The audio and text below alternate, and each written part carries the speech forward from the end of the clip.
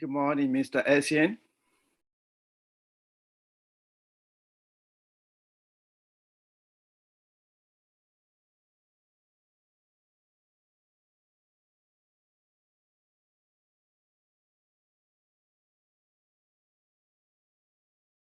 Good morning, Mr. Boki.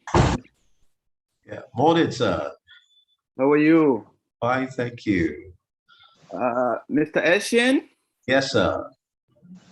Is that Mr. Okay. It's just three of us. Mr. Yeah, Boki, it's just three of us. Yes. okay. Morning, all. How are you? How are Morning. you? What set are you?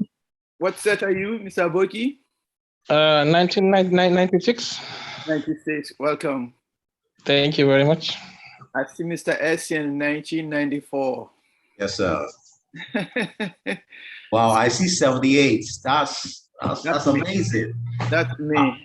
Wow. Yeah. I struggle to get up, to join you guys, but it looks like they're not. I don't know. Just three of us.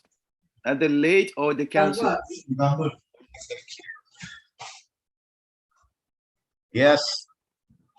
Where are you based at, Mr. Essien?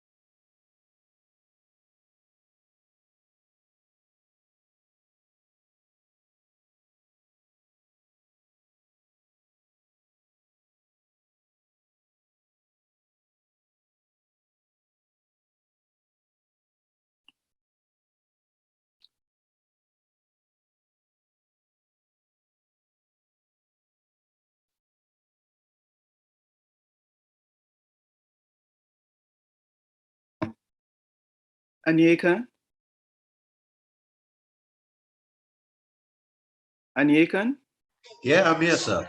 Are you the host of the? Yes, I'm the host. Yes. Okay. Did I join too early, too soon? No, not at all. I think it's starting by 10 proper, but it's fine. Yeah. Chairman told me to start the meeting by 9 so that we can Oh. get the Zoom link, the YouTube link. Sorry. Okay. Yes. Okay. I was misled. I thought the meeting itself was starting at 9. So. No, the meeting is. I think it's starting proper at 10. Okay. Uh, Maybe I'm gonna lie down for a while. okay, that's fine, sir. No problem. That's fine. Okay, thank you. How are you? Are you based in Kaduna or Abuja? I'm in Lagos. Oh, Lagos. Okay. Yes. Very good. Very good. You guys are very active in Lagos. I see that with your president. So if your president wins the general something, who's going to be your next? Have you had any election? Who's going to be Lagos chapter president?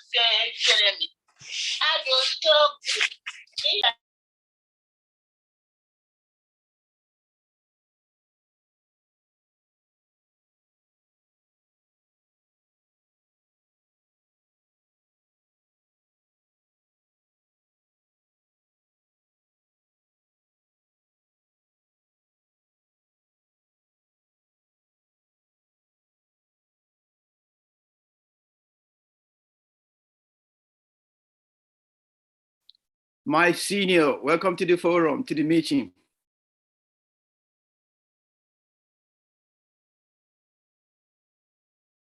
Senior Ini Akpabio. Thank you very much. Okay. It looks like I'm happy to be with all of you. Okay, looks like we Good signed up. morning, everyone. Okay. I will be signing off and signing back on later.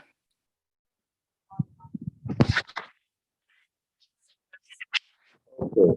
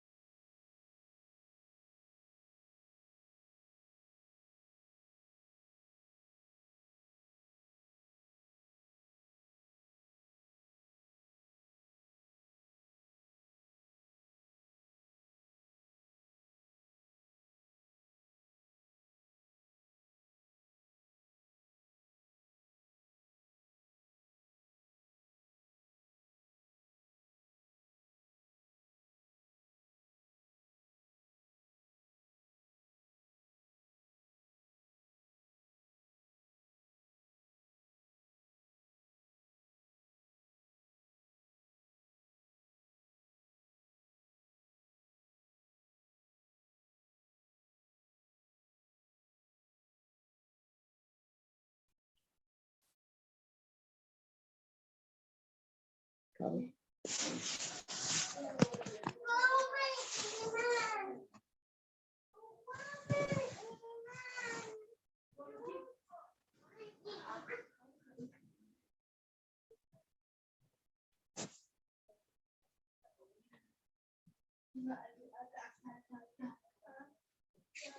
Amma shinkafin ba miya kusa mai kaɗan ne. Ba sai su ƙara da mai da yaji ba. Kuma za a iya sa miyan ma a ce.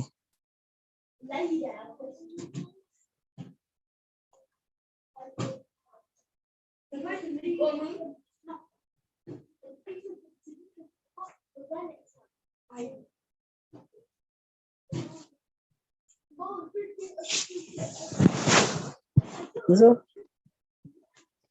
Ni kaman ba mutane ne ko? Da yawa ba a yi joinin ba.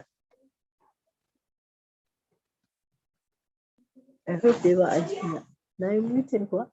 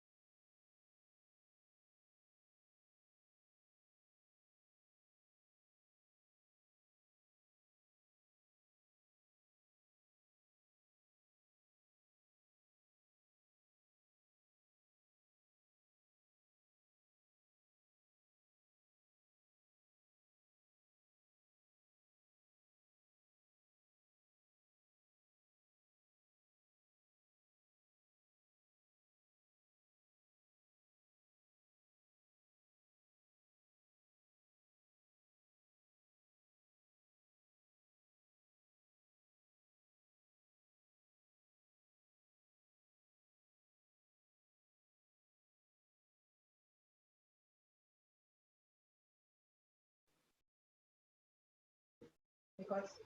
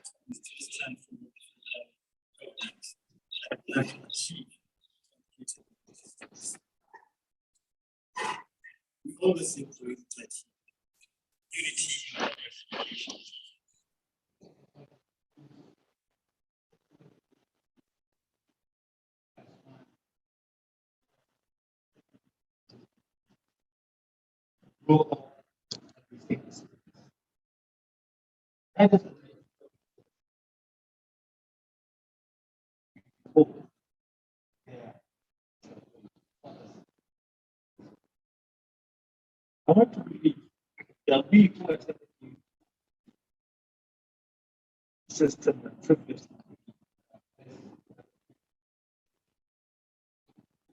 I would love to have the same for the technical. Also, for those that we can part of the reasons why we have this association. Extending here because of the that was inaugurated during the 2020. I made 6 distinguished members.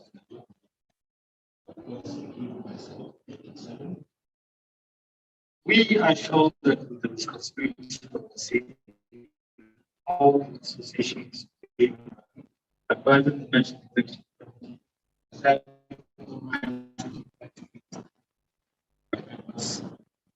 by so doing, ensuring that the associations, under normal circumstances, the board of trustees, many institutions rarely have much to do, especially if it is assumed to be a committee of all men and women. They only come alive to set money when they want to sleep. But unfortunately, our community was closed, and as such, we had to set up meetings and go into a lot of information to build them to challenges were discussed, the data set solutions to problems were looked into, and at times we had decisions that had to be taken. At the end of all of these, lessons were learned. And these lessons, for an association like us, will eventually be any member of the National Executive Committee now and in the future.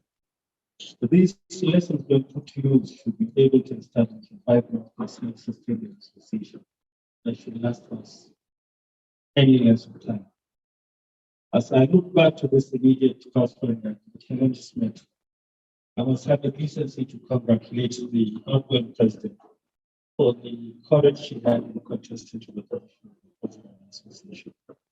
With my greatest information at the time, I sincerely believe we wish to have been in our shoes. And as the saying goes, it is truly only like me. Sorry.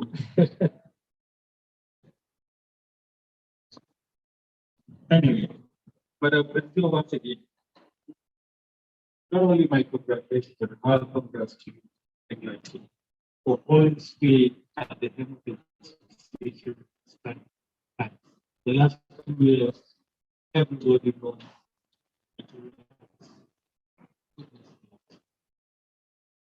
Fellow alumni, may I request you my mates to divert a little into history.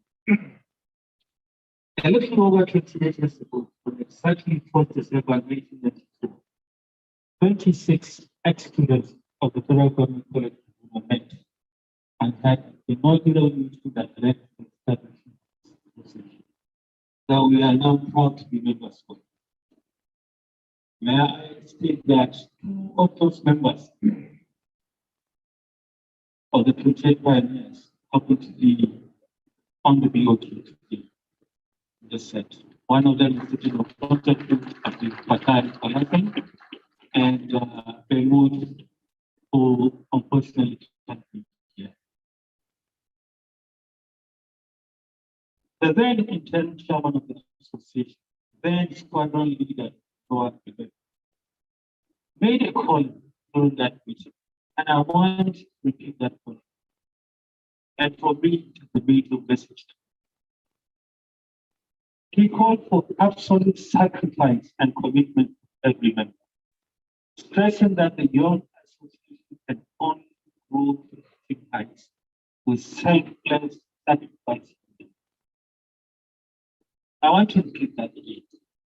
He called for absolute sacrifice and commitment of every member, stressing that the young association can only grow to big heights with selfless sacrifice of others. No, I just walked into the hall now and came and said hello. No, I made to please stand up to the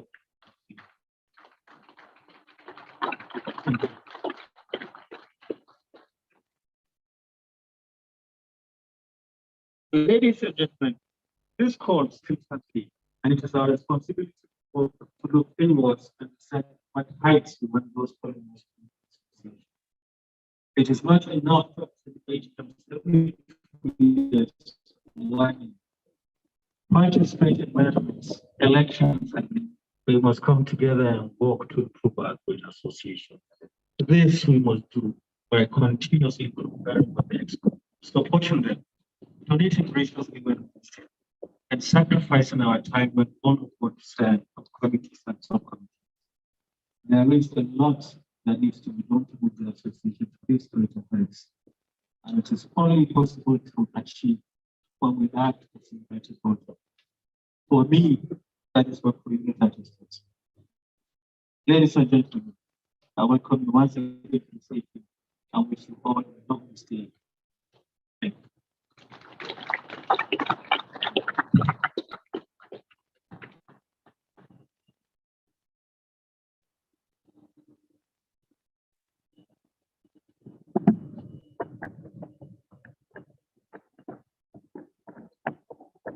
Thank you very much. One more time, a round of applause for you. Thank you very much, sir. All right, a quick announcement, please. From the General Secretary. Please, anyone who has paid is eligible to vote, correct, please.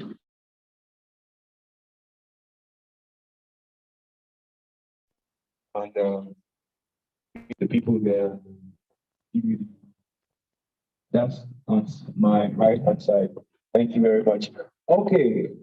While the BOT chairman was speaking, my attention was called to somebody here in our midst who they say, or who I was told is a long-serving staff or teacher of the Federal Government College, Kaduna. Please, ladies and gentlemen, let's recognize the presence of Mrs. Okoma. Please, a round of applause for her.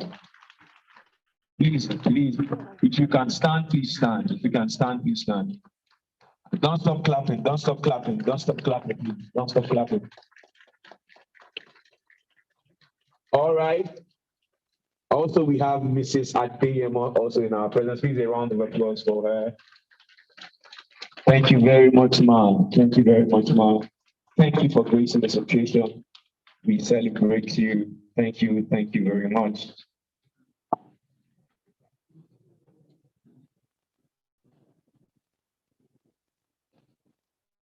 All right. I would like to say something before the keynote speaker comes up, that in our dispensation, let me put it, in my generation, we have not seen education the way your set or your dispensation saw it. My late father was a pro-unitative student, MGC Mina, and he always told us how he read the whole of chemistry textbook from cover page to the end and everything. My own mother, she's an engineer.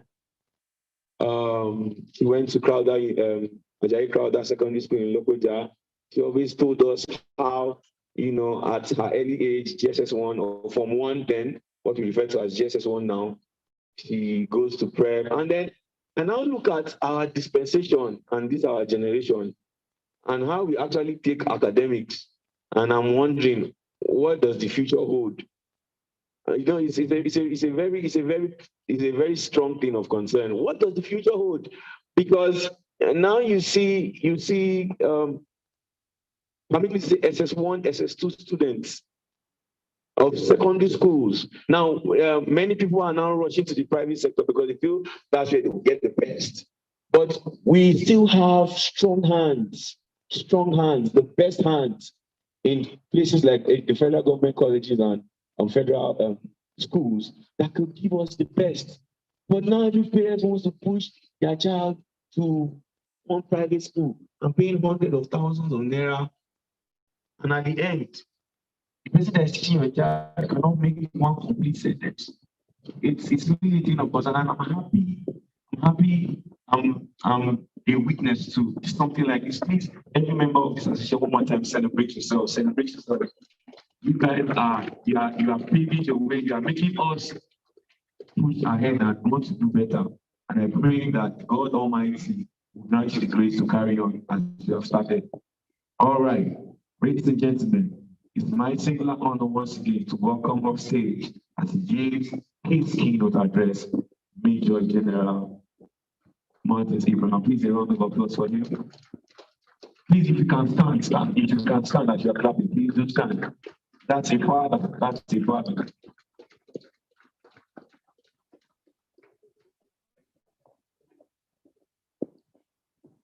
Mommy, pardon me, ma. I'll mention. Yes, he's an ex-student of the Federal Government College. Kaduna, please a round of applause for him. From the class of 1982. Thank you very much. Thank you very much, sir.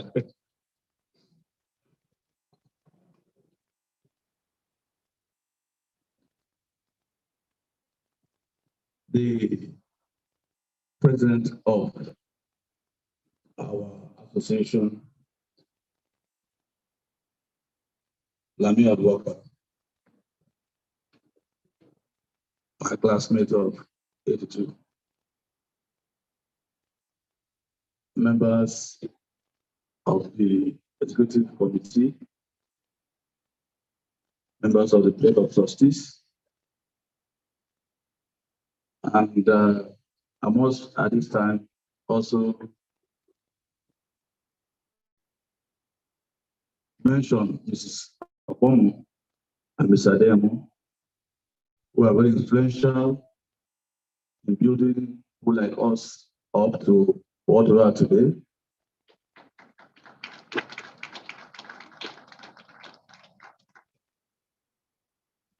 And all the alumni that have gathered here this morning.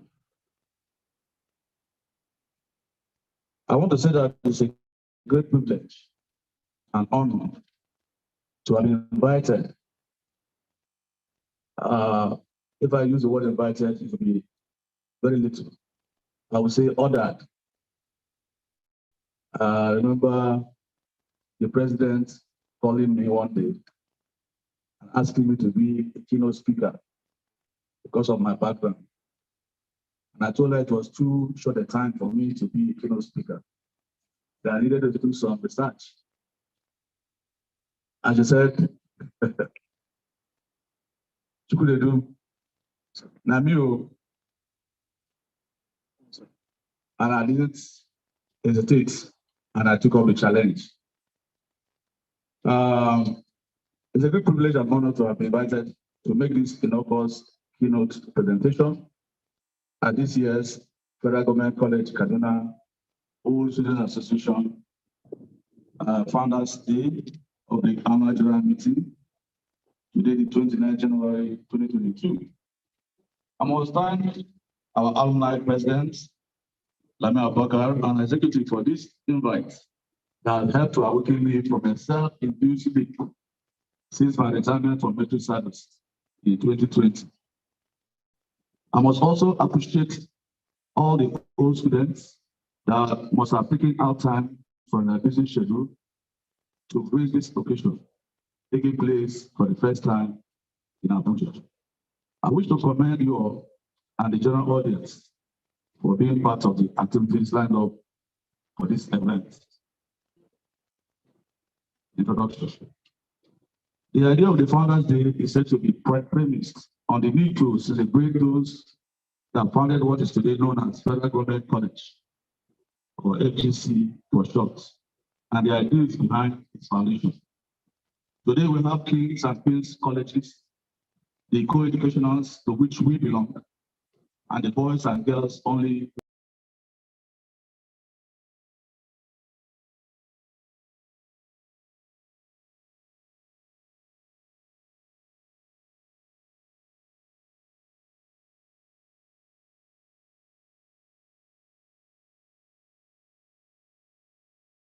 And 1927 respectively, in Lagos. They were founded by the British colonial government to complement the already existing missionary schools in educating youths that will assist in the running of his administration. At independence, the Java Valeria administration took it further by establishing 3 colleges in 1966 in the 3 main regions of the North, East, and West at Sokoto, Kokosi, and Warri. Today we have about 404 of these colleges that are generally referred to as HCs or unity schools, often according to 6 states of the Federation and the Federal Cultural Territory. The main purpose of the establishment of the federal government colleges was to foster unity among the youths from different tribal and religious backgrounds and to study together. Our alma mater, Federal Government College Kaduna, was established alongside some others in January 1973 to advance those same ideals. I deliberately delved into this short history to agitate our minds on whether the ideals envisaged by our founding fathers have really been ingrained in us. What role are we playing at ensuring unity of our country at our various levels? Are we concerned about the insecurity pervading our nation? Are we taking the right of place in driving the affairs of our nation more than 50 years after the establishment of federal government colleges?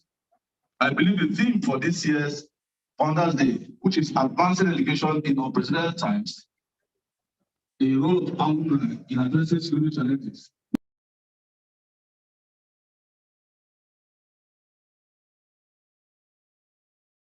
The topic of this keynote presentation, which is contemporary security challenges and safety of our schools, was chosen.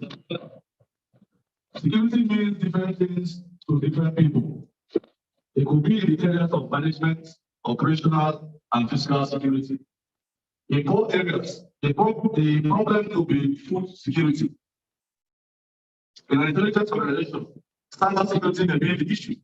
In this presentation, we will be discussing more of physical security of our schools. Therefore, security in this context means the condition of being protected against harm or being free from danger. In the United States of America, there were 94 school shootings in 2021 alone. The one of such incidents, which occurred on November 30, 2021, a student killed 4 people and injured 7 others at an Oxford, Michigan high school. On September 8, 2021, in Southwest Cameroon, 4 people were sentenced to death for the killing of 7 school children and wounding 12 others. In the United States of America, the case as to how to limit arms proliferation has been going on. The government in Cameroon, on the other hand, is not relenting in bringing perpetrators of such heinous crimes in schools to face the law. Obviously, the contemporary security challenges affecting our schools are global and may require global collaboration in tackling the menace. In Nigeria, the contemporary security situation has been exacerbated by the activities of terrorist organizations and bandits. In our schools, especially in the northern parts of Nigeria, terrorism and banditry have become a major challenge. Other challenges include drug addiction and cultism. These dastardly acts of terrorism and banditry have led to deaths, kidnappings, and abductions for ransom and raping of school children. The schools have often been looted and destroyed, causing truncation in children's education. The security agencies in Nigeria have carried out concerted actions against this menace to no avail. In view of the foregoing, the purpose of this presentation is therefore to discuss the contemporary security challenges bedeviling our schools and profile a way forward. I begin with the overview of insecurity bedeviling our schools. Boko Haram, which means Western education is sin, is known as Jama'atu Ali Sunnah Leader Wati Wal Jihad, or people committed to the propagation of the Prophet's teaching and jihad. Boko Haram sect was founded by late Muhammad Yusuf in 2001 with the aim of controlling Sharia rule in Nigeria. Following the death of Muhammad Yusuf in the custody of Nigerian police force, members of the sect began a series of insurgent attacks in another state and federal capital territory. Series of bombings, shootings, robberies, assassinations, kidnappings, attacks on schools and abduction of students and teachers for ransom since 2009 being carried out by the sect. It is estimated that Boko Haram has killed about 2,295 teachers and over 19,000 of them displaced, with about 1,400 schools destroyed, damaged, or looted, primarily in the northeast of Nigeria. More than 600,000 children have lost access to education. On February 24, 2014, Boko Haram fighters attacked the Federal Government College, Oriade, Yobe State. This singular incident led to the deaths of 29 students and abduction of other mainly girls. One of the students that survived in Africa, named Gary, who is about 27 years of age today, that is to say in 2018. And I quote, they killed a lot of my classmates, Halima, Suleiman, Dabiodun, and Pablo Sule, and many others who could not make it. My friend, Daniel Alvin, ran with me in the same direction, but God hit by the bullet and fell. There was nothing I could do to save him. I managed to escape and hide in an uncompleted building. This song narrative must have changed our minds back to the good old days of Malawi, where we were our brothers and sisters keepers, despite differences in the ethnic nationality and religious beliefs. One can only imagine the trauma and chaos such a scenario would have caused if it happened in our time. 2 months after the Buliadi incident, the Boko Haram struck again, but this time in Chibok, Borno State. They attacked government girls' secondary school on April 14, 2014, abducted 276 girls aged between 12 and 18, thus causing outrage all over the world. It was not until May 2017, following government negotiations with the terrorists, that 82 of the girls were released. On February 19, 2018, 110 students were abducted when the Boko Haram invaded Government Girls Science Technical College, Dapchi. All the girls have been released, lest they are Sharibu, who allegedly refusing to renounce a Christian faith. In northwest Nigeria, armed men, generally referred to as bandits, have also unleashed men against civilians in Kaduna, Katsina, Kebbi, Niger, Sokoto, and Zamfara states. These bandits, suspected to be in league with Boko Haram terrorists, have been involved with abduction of students from schools or when they are in transit. Some notable incidents were those of December 11, 2020, when 303 students of Government Science School, Kankara, Katsina State, were abducted. The December 19, 2020 kidnap of 80 Islamic students in Dandumi, Katsina State, and the February 17, 2021 abduction of 27 students of Government Science College, Kagara, Niger State. Others include February 26, 2021 kidnap of 317 students of Government Girls Science Secondary School, Jangebe, Zamfara State. March 11, 2021 kidnap of 39 students and 180 staff of Federal College of Forestry, Fgckadosa Agm Kaduna State. The April 20, 2021 abduction of students and 2 staff of Greenfield University, Kasarami, Kaduna State, and the kidnap of 100 Quranic students in Niger State on May 30, 2021. These acts of terrorism in the north, with at home enforcement by so-called unknown government in the southeast that denies some JSS3 students from writing a national examination or attending classes on Mondays, invasion of school premises with parents of cattle, kidnap of parents for ransom, cultism and drug abuse have ended our schools.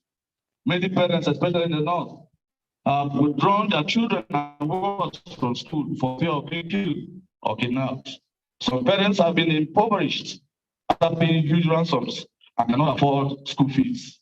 Private investors, especially in education, can ill afford to take any risk in investing in education because of lessons learned from Greenfield and others. Capital flight is already being felt in most of the troubled areas.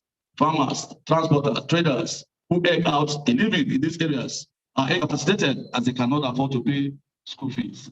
According to reports, about 10 million children are currently not attending school, making Nigeria the highest in terms of number of out-of-school children in the world. In northern Nigeria alone, only 53% of primary school age children receive formal education.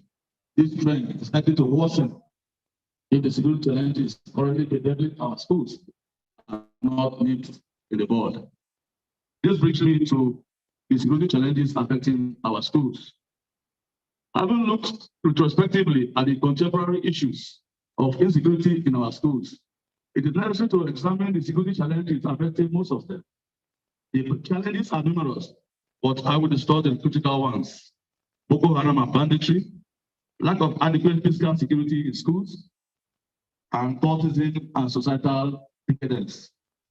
I begin with Boko Haram and banditry. The use of terror by Boko Haram, who are in league with Islamic State, West Africa elements, and bandits, especially in the north of Nigeria, is the single most important challenge to our schools. Attack on schools and abduction of school children remains one of the first public relations means for terrorists. The kidnapping of children stirs hearts and minds of generality of people, thus giving publicity to the terrorists. Again, it is easy to get ransom as parents and relatives will do all that necessary to free their children. The schools are also vital ground for abduction of potential youths that can be used for suicide bombing after they have been indoctrinated and dropped. The governments at federal and state levels are doing what they can to spend the time, but it is obviously not enough. Lots of lives have been recorded on the part of security forces with equipment, combat aircraft, weapons, and ammunition lost. Government has been supportive of the security agencies with funding, but the adequacy of those funds are far from meeting up with the needs. The police, who are the lead agency in internal security, are incapable of carrying out such functions due to lack of proper funding and organization. Next, I take a look at lack of physical security in schools. Physical security in schools involves the use of perimeter fences, CCTV cameras, and guards. Many of our schools lack these vitals necessary to secure our schools. Some of our schools are located away from the main population in the remotest parts of towns and cities. There are no police presence in most of the schools. Even when they are present, they are either very full or even without arms. The federal and state ministries of education are doing what they can to fence off the schools, but their efforts are grossly inadequate. In some cases, some of the fences constructed many years ago have succumbed to harsh weather conditions and lack of maintenance. Apart from some private schools, you can hardly find CCTV camera in any of our public schools. These cameras are not only items, but are essential for monitoring and recording of security issues within our schools. The old students too are helping out through provision of infrastructure in most of the schools, or more needs to be done to help the schools get secured. The Safe School Initiative, launched in May 2014, after the school girls abduction, was aimed at moving students from high-risk areas to schools in several areas of the country. Provision and distribution of learning materials and rebuilding of schools with extra security measures has obviously not helped matters. The Minister of Education has this to say about the failure of the Safe School Initiative, and I quote, "Although the initiative is hampered by funds and logistics, the three components of the initiative form part of the framework for an obligation of the Nigerian government to ensure safety in our schools," unquote. Concerted efforts should be made to get countries like Germany that areas signed into this initiative to do more in terms of funding. Now a look at cultism and societal decadence. Cultism, which in my opinion is partly born by societal decadence, is a challenge to the safety of our schools. The quest for power and money to dominate others has driven many of our youth into cults. Cultism in schools was restricted to tertiary institutions before, but it will surprise you to know that the trend has permeated to the primary and secondary school levels. The children and youths are part of our society and learn very fast from parents, relations, peers, elders, teachers, leaders, and politicians. A speaker of a state house of assembly in the southwest at one time was photographed naked, holding calabash at night, at late night, and nothing came out of it. Daily, people are arrested for ritual murders, but you hardly hear anything afterwards. What came out of the celebrated case of Clifford Orchard, who under the pretense of being insane was a woman pass merchant under the bridge in Lagos. Obviously, we have not heard of what's happened to him or what they've done with him. Some of our youths have even been seen or arrested for killing their parents, eating a splitter, pretending to be mentally deranged in the streets, stealing ladies' pants and menstrual pads, and so on, all in trying to get rich. The latest one trending online is that of some young boys going to the ATM in only Pampers with the belief the machine will dispense cash even though they don't have money in their account. Somehow, the success of few of these youths in their diabolic quest for has lured others into abandoning or neglecting their studies in the quest for quick money. Children in primary and secondary schools now have ritualists to adopt younger ones or even murder them and cut off the public paths needed. Our schools are no longer safe as a result of cults taking roots in those schools, we have to see as a no-go area. Having said all this, now what is the way forward? There's really no single solution to the myriads of challenges affecting our schools. As members of this great alumni, what have been invested, that have been invested with so much in terms of learning, we owe our children a secure future. Many of us have found ourselves in certain brackets of leadership, policy making, security sector, and so on. Even if we are not directly involved, some of us are connected to politicians and those that call the shots in the country and can bring vital input by talking to them on how we can make things right. I would therefore make my suggestions on the way forward. I begin with the reform of the security sector. Reform of the security sector is essential if we are to make progress in tackling the menace of insecurity in our schools. This reform should be started with the Nigerian Police Force. I know that we have members of this alumni that are outstanding police officers who have given their best in the policing of this country, and they may want to disagree with me.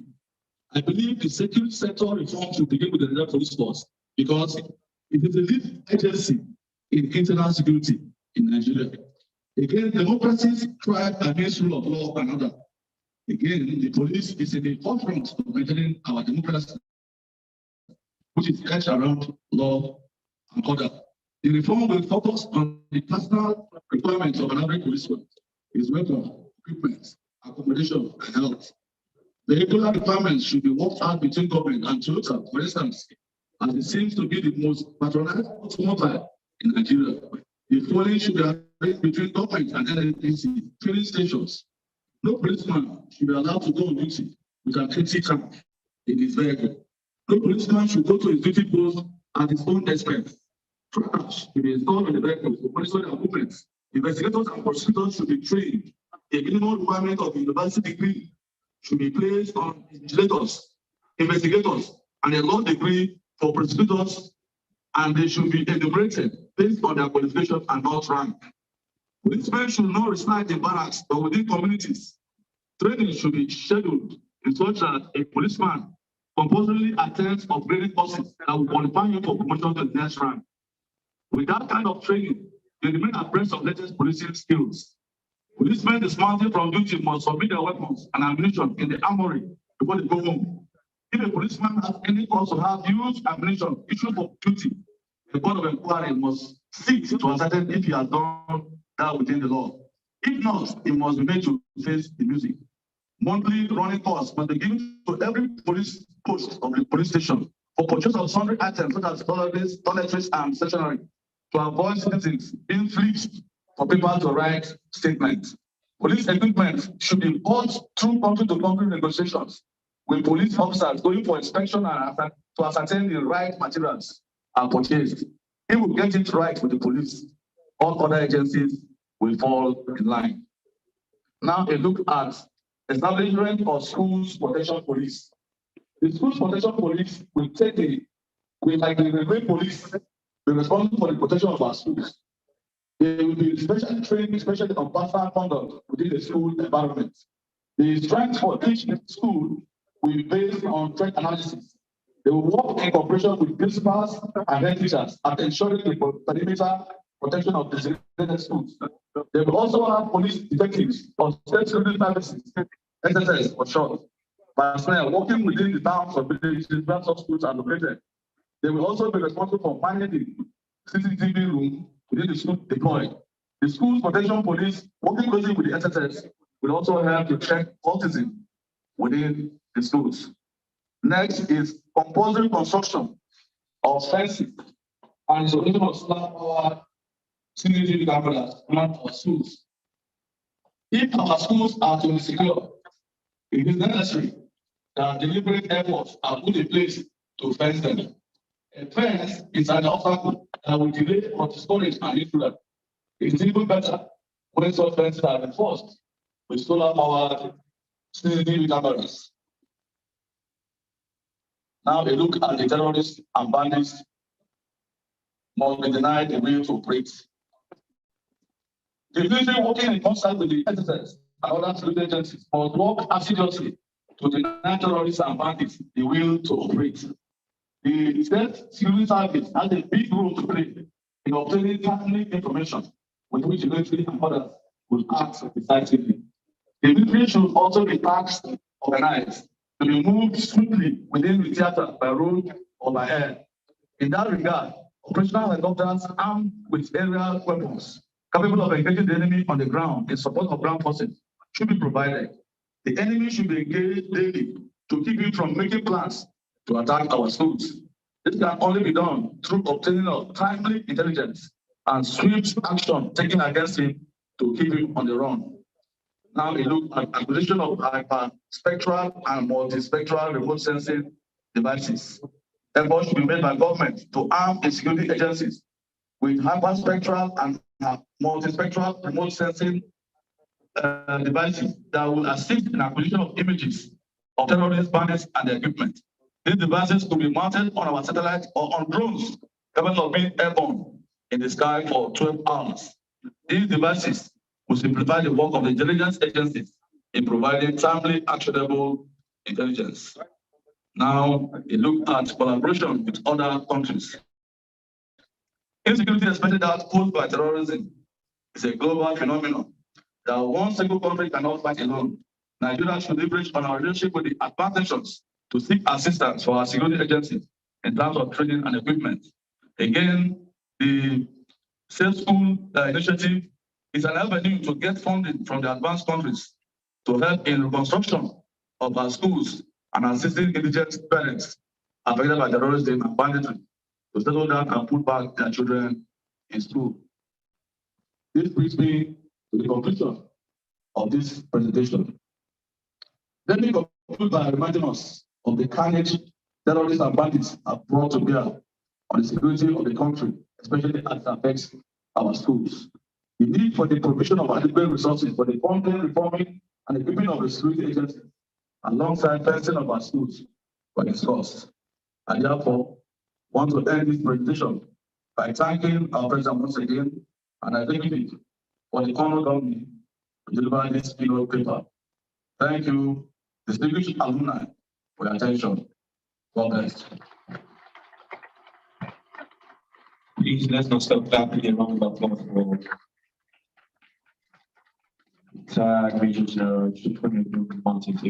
Thank you very much, sir.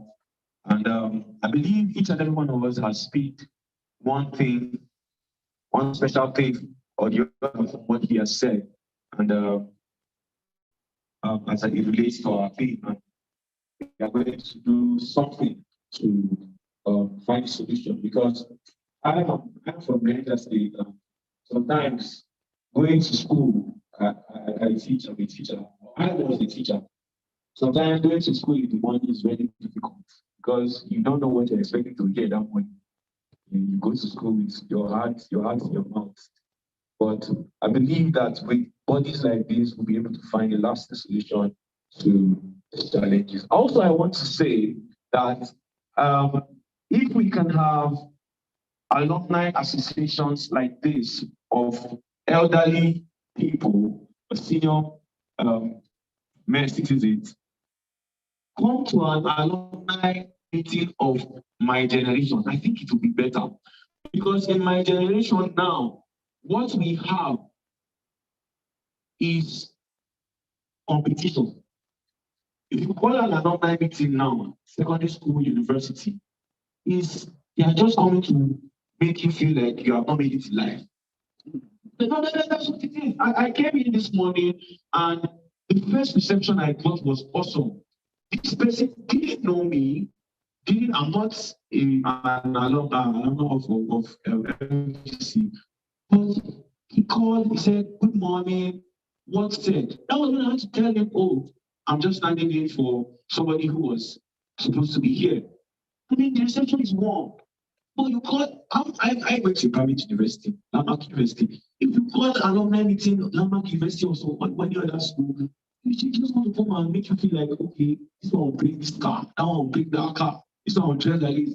Ask you, where are you working now? I don't have a job, I'm still a secondary school teacher. That's 7 years. What's that? But I'm happy at what I'm seeing now. Please, ladies and gentlemen, one more time, celebrate yourselves, please. And please, if it can happen like that, here we have senior men and women like this, just come. These young children, sorry, part of them, with us. Because now I'm graduated, I've been a graduate of school, university in 2016. I won't go to one alumni. I just got a job recently in Abuja, and I even updated my status. I've been in secondary school teacher in Niger State, only 28,000.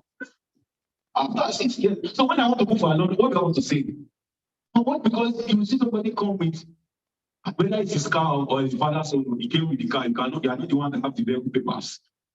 He came, we come, he sit down, for now, because of their money status, they now give them, positions. Please, ladies and gentlemen, one more time, celebrate yourselves. I'm loving it, celebrate yourselves. Thank you very much, and great generation learns from you. All right, moving on real quick, we'll be having the next program on our schedule, and which will be the annual report by the General Secretary. And from here, after that, we'll have the audit report by the Treasurer, and the General Secretary will take over. All right, ladies and gentlemen, Mr. Matthew, please, the mic is yours. Thank you very much, sir.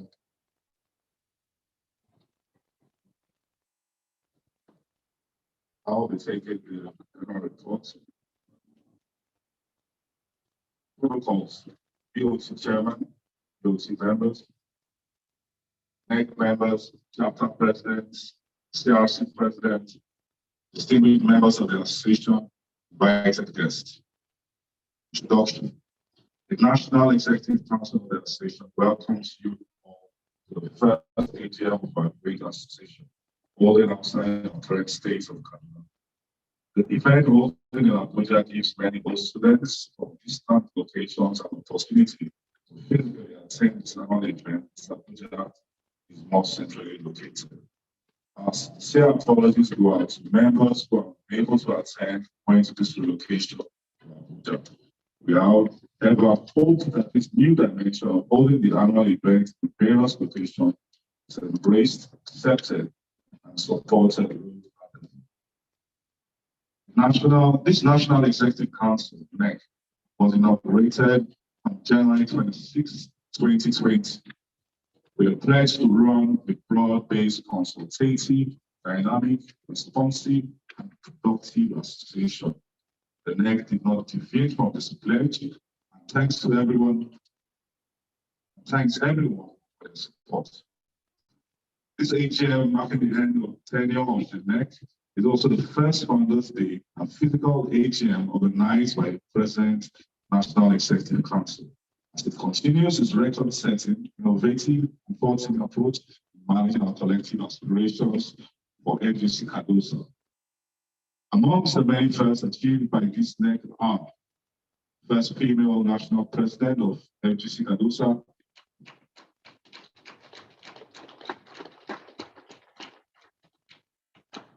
thank you. First virtual AGM,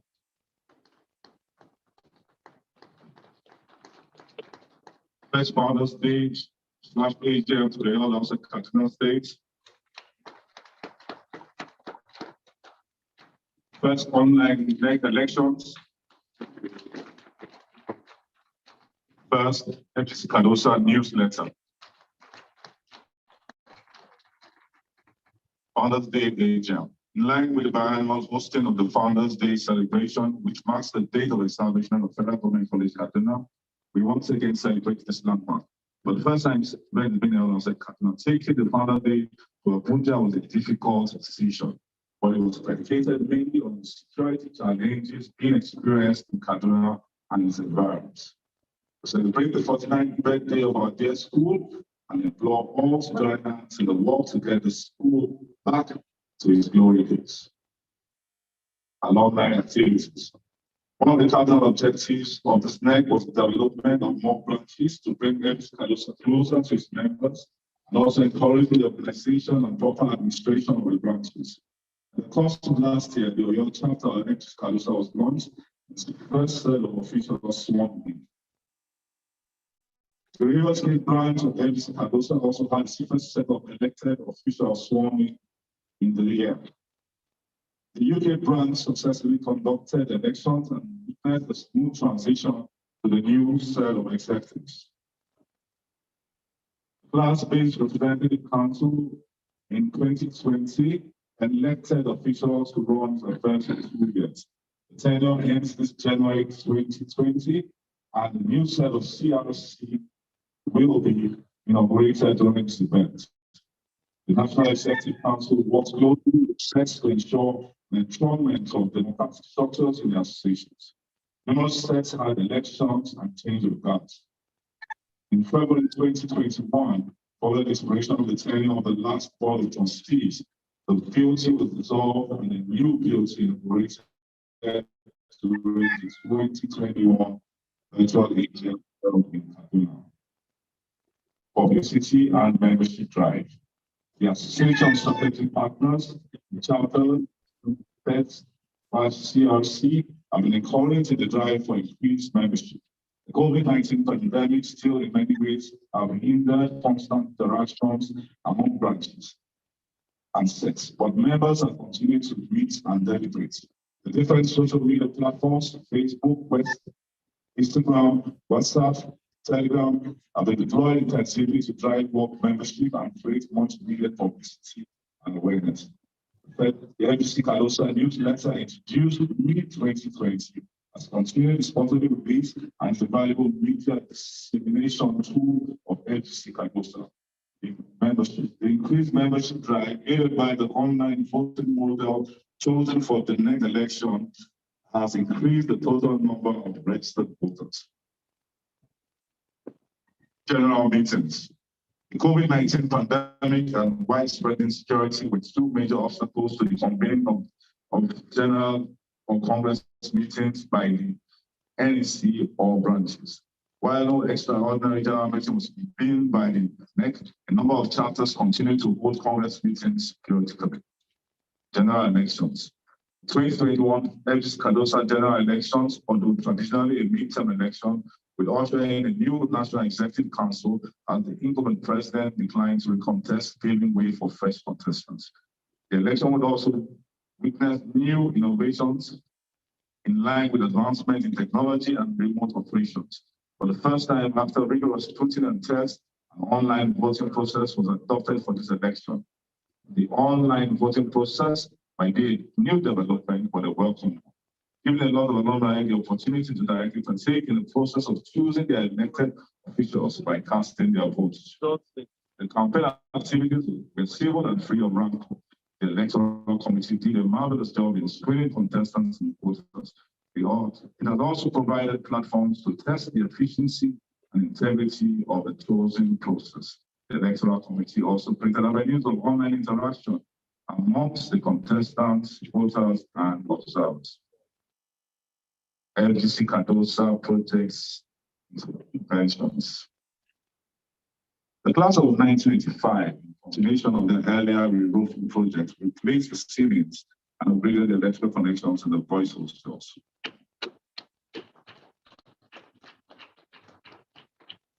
The class of 1981 undertook a comprehensive rehabilitation of the sick bay in commemoration of their 40th years anniversary. The Board of Trustees, in conjunction with the NEC, plan to introduce a multi-million naira fund primarily to provide financial and physical assistance in the case of medical emergencies, undue hardship, and contributions to school projects. Details and modalities are being worked out, and the take-off will soon be made public. The National Executive Council plans to introduce a number of programs involving the students of the school. These include career day and mentorship, table tennis competition, get to know your expo and registration, and induction of outgoing SS3 students into Fgckadosa to send forth classes for graduating students. However, the NEC is still discussing with school authorities on how best to actualize these programs. The school, the NEC, and Fgckadosa are highly appreciative of these interventions. Sets and chapters are thus encouraged to work together with the expo in undertaking projects, thereby building on the already blossoming synergy among the school authorities, the expo, and the sets. Yeah, annual dues. The current challenge of getting members to pay annual dues still persists. The various media channels are still being used to sensitize members on the importance of paying their dues. While there were suggestions of an increase in annual dues payable by members, the NEC chose to retain the existing dues. Graduated annual dues are listed below. 0 to 10 years, 1,000. 11 to 20 years, 2,000. 21 to 30 years, 3,000. 31 plus, 4,000. Dues are expected in by 31st March, and special waiver was granted to enable intending voters to meet the financial criteria, to meet the required financial criteria, so as not to disenfranchise any member.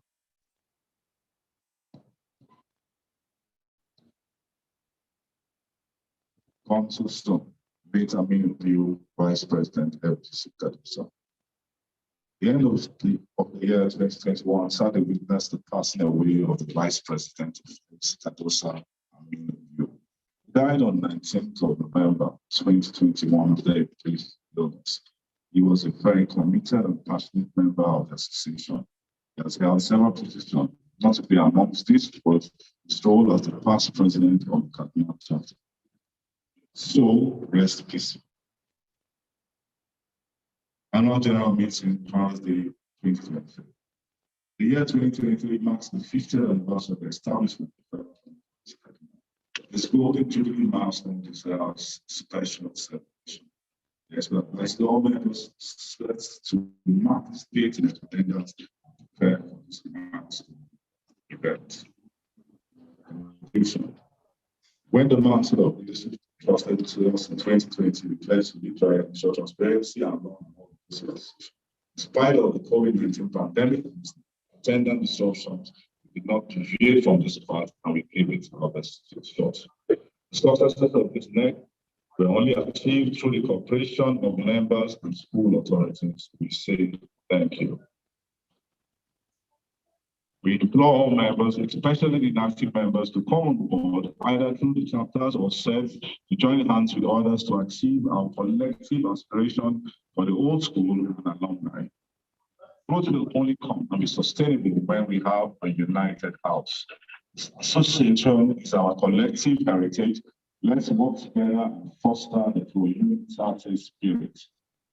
I, on behalf of the NEC and Fgckadosa, thank our special guests We took time out of their busy schedules to grace this meeting. I also want to thank on behalf of the President, Fgckadosa Agm. We continue to grow from strength to strength. Once more, you're welcome to this Father's Day and AGM. Thank you.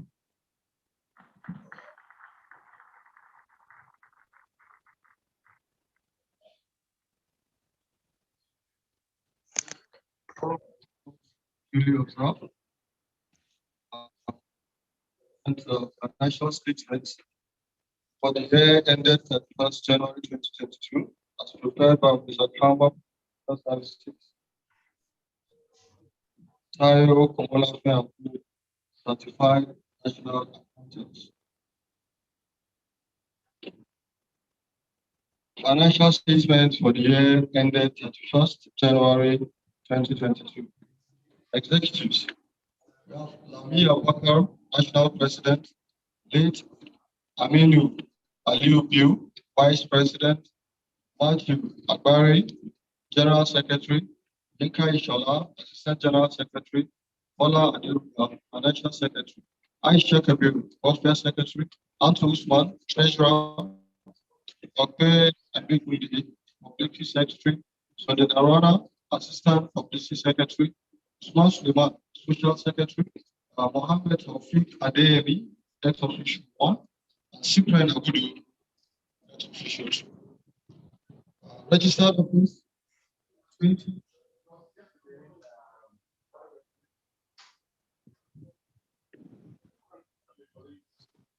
Secretary, Master, Auditors, Cover Professional Services, Style, Welfare, Certified Charter System, Principal Banker, Access Fund, Accounting References Date is 30th January, and Financial Statement for the year 2022. Reports of the executives. The executives have submitted their reports of financial statement for the year ended 31st February 2022, together with the reports of the auditors there. Principal activities. The principal activities of the association are to carry on welfare of members, support school which will graduate from, and bringing members together. Auditors, Kama Professional Services, Tayo Komolafe and Certified National Accountant.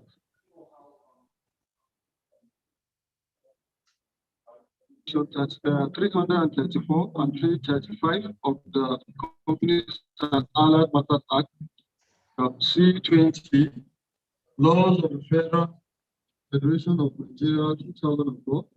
The executives are responsible for the preparation of the annual financial statement, which gives a true and fair view of the state of affairs of the institution and of its financial program for the year.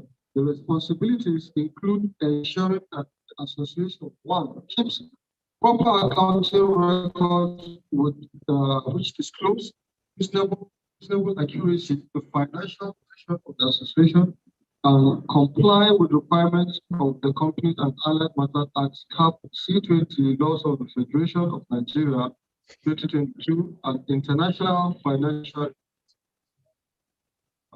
prepares its financial statements using sustainable accounting policies supported by reasonable and prudent judgments and estimates and are consistently applied.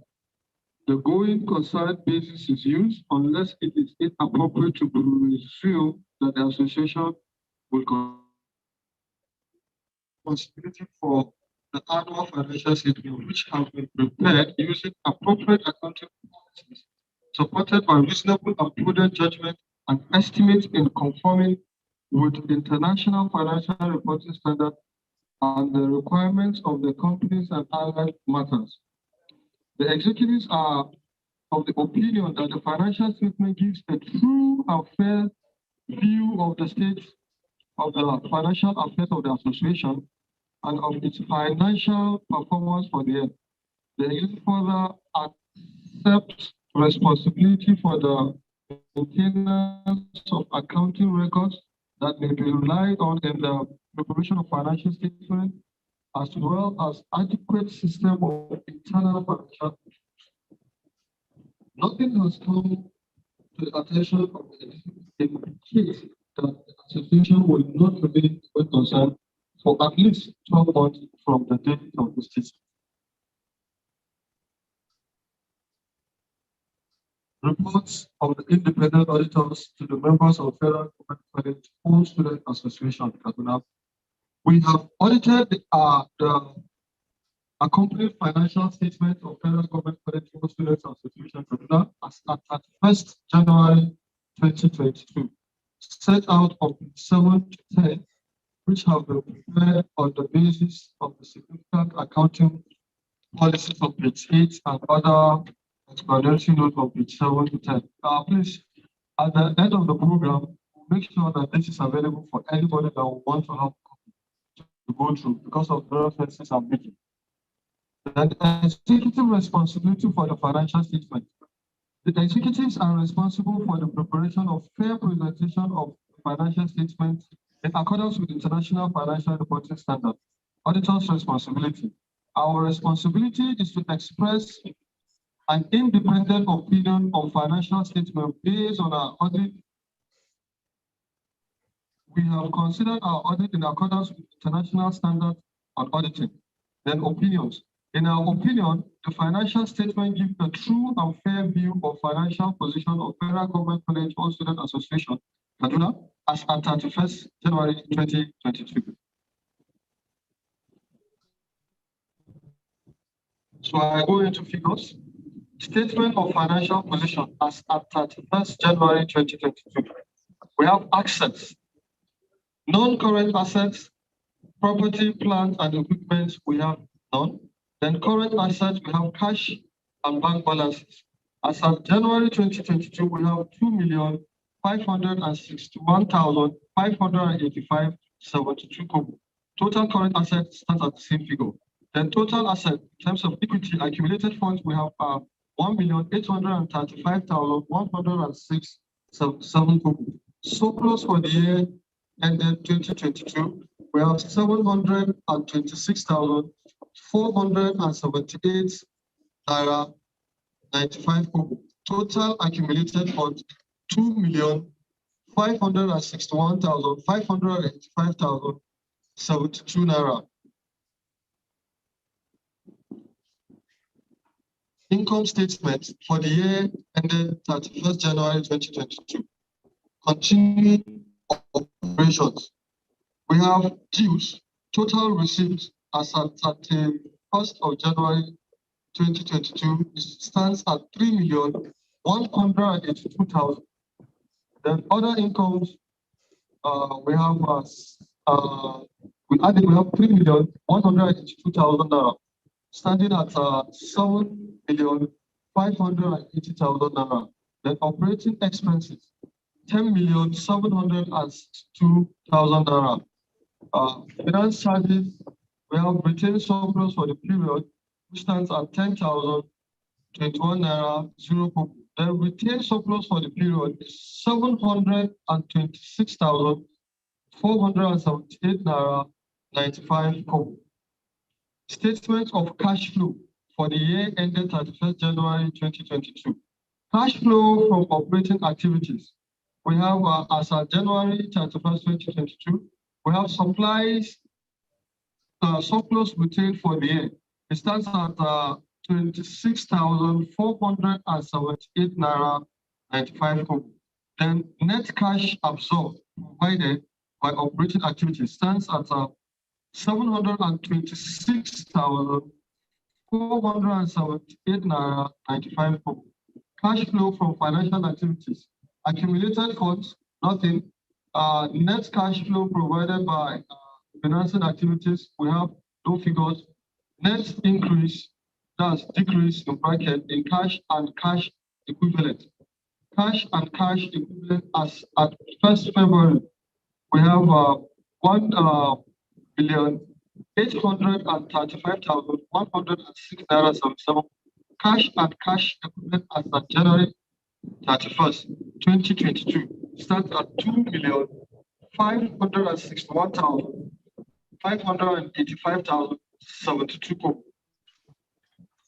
Statement of accounting policies. Significant accounting policies reporting entity. Federal Government College Kaduna All Student Association is an association incorporated with the Corporate Affairs Commission. Basis of preparation. Financial statements are prepared in accordance with International Financial Reporting System as issued by IASB. The preparation of financial statements in conformity with IFRS requires management to make estimates and assumptions that affects the reported amount of assets and liabilities and disclosure of contingent assets and liabilities at the date of financial statement. The estimate and underlying assumptions are reviewed on the ongoing basis. The financial presentation currency. The financial statements are presented in Nigerian naira. There is no foreign currency conversion during the period. Income. Income is made up of dues and donations to the association in the then bank and cash balances. Bank and cash balances comprise of cash at hand of the bank, all deposits, and are subject to insignificant rates of change in value. Then notes to the financial statement. The Federal Government College All Student Association is an association incorporated with the Corporate Affairs and has its registered address at number 20 Aliakino Road, office number 5, Medina Plaza, Kaduna State. 2. Cash and bank balances. Deposit in Nigerian banks. The bank name is Access Bank PLC, and the deposit sum as at 31st January 2022 stands at 2,561,555 naira 72 kobo. 3. Accumulated funds. Accumulated funds as at 31st January 2022 stands at 2,561,585 naira 72 kobo. Then receipts represent income from members and dues. Then annual due stands at 3,182,000 naira. Then 5, we have other incomes. Donation for AGM, 2,350,000. Donation for medical aid, 5,230,000. Then which brings our total to 7,580,000. Expenses, item number 6, we have USOSA dues, stands at 200,000. I want to draw our attention to the fact that USOSA dues were paid both in 2001 and 2002. So USOSA dues as at 2001 was 200,000 and 2002 200,000. Then those expenses, we have expenditure in 2001, which stands at 2021. I'm sorry, which stands at 924,580, and in 2022 we have 150,000. Then printing, as at 2021 we have 25,000, and in 2022 we have 28,500. Admin expenses in 2021 we have 50,000, and in 2022 we have 950,000. Then repairs as of January 31st, 2022 stands at 30,000. Medical aid and donation for the school stands at 5,230,000. Then audit fees are 110,000.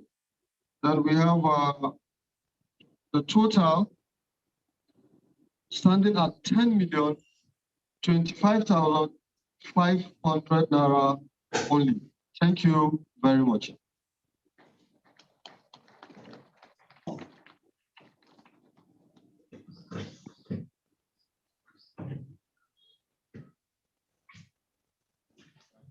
Thank you very much. Please, one more time, a round of applause again. Thank you very much, sir, for that comprehensive report. All right, before we continue, please, 2 people were recognized earlier as long-serving stars of the Federal Government College, Mrs. Please, ma'am, Okpama and Mrs. Ademo. Please, if these women ever told you, please raise up your hand. You are teachers. All right, I want to ask one question now. Please, pardon me. How does it feel seeing people you taught sitting in their midst now? How does it feel?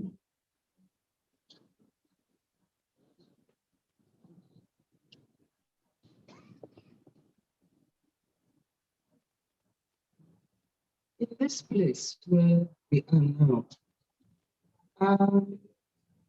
there is no interaction. I'm just looking at the faces. It feels good to see your children grow up, become able and graciously, becoming in positions much greater than you ever achieved. The prayer of every parent is that your children will be better than you. And by the grace of God, I regard every student that passed through me as my children. They have become greater, much greater, greater than I or we as teachers achieved. But the joy is that you see them as responsible adults. We're very proud of them. And anywhere they are and they invite me, I feel very elated to be in their midst. Even when I don't, many of them I don't recognize, except they tell me their names, then give me a few minutes to think back, especially those I taught personally. Then the face comes back and I begin to remember with the face the kind of things that you used to do. And I'm asking, are you still like that? Oh, we really thank God. And I feel really, really good. God bless you all. You have made us very, very proud. Please appreciate mommy in the house. Appreciate mom in the house. Okay, ma'am. From your own end, how does it feel? Wonderful. Wonderful. I think wonderful. I started with almost every one of them, and I know them from beginning to the left to school. My greatest joy each time I see them is to feel that I have arrived and that God has done it for me. In fact, my biological children, I talk to them. These are my children. They are my most senior children. They all know. And any day, anywhere they invite me, I am always there to do something. It was unfortunate when we lost the cancer patient last year. In fact, immediately I heard, I looked for Zenith Hospital, took 2 other old students and dashed them. We stayed there for hours. I have not seen him since I left. But immediately he saw me. That's my teacher. You don't recognize the other people's students. I'm very unfortunate that himself and the wife. Well, God takes care of them. But for all these other ones, they are wonderful. They have made me proud. Each time I have anything I think I needed, I just call any of them. For me. In fact, there was one who said, don't ask for anything, order. Give them order. And so I will always give you people order. May God bless you people, continue to bless you, and your children yet unborn remember you, and they also remember Mrs. Tomo. Thank you very much. Please a round of applause for Mama in the house. Now I had to ask this question. Please, senior, my daddies and mommies in the house. I'm asking this so that I know there are people from my own generation here, so we can learn. Please, we can, because I just moved to Abuja now, seeking greener pastures. In the school where I was teaching, we have already been told, do not flog the children. Number 1, don't flog the children. Okay. Now, how do you handle a situation where a child, because of the how rampant and how easy social media is to access now. A child chats you on social media, SS1, he said, hi dear. Hi, who is your dear? Who is dear to you? And I go to school the next morning and I said, who is so and so person? Then I took the issue to the principal of the school, who happened to be my primary 6 teacher. And I said, sir, he said, you know, these children of nowadays, that's what they live. I remember Mr. Mike. Mr. Mike will wake up in the morning, come to school, he don't look at the class, punishment. He don't rings in his ear, punish them. Okay, everybody kneel down, catch your ears, do anything. But now you have students, just want to hey, hello, sir. Hi dear, can I have your number? My mother is a lecturer. I remember those days, just like my teachers, those days. Some people will wake up in the morning with one thing in her head, flow grammar. Just flogging from beginning. Now, there was a time I went to school, I misbehaved in school. I came back to the flogging in school, I misbehaved. And I was, at least I had 50% right. I go back home. My mother flogged me. Now, the next morning, she took me to school and asked them to flog me. And then she had to add her own flogging. I was like, no, it's getting too much. Please, I celebrate your generation, Sir Damas. Please, in one of applause for yourself for that. You are giving me joy. Because this is our generation. Yes, ma'am.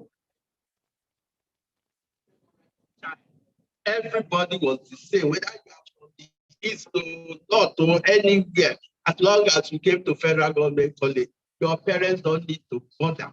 They were all our children, and we treated them the same. Thank you. We'll celebrate Mama in the house. Thank you very much, ma'am.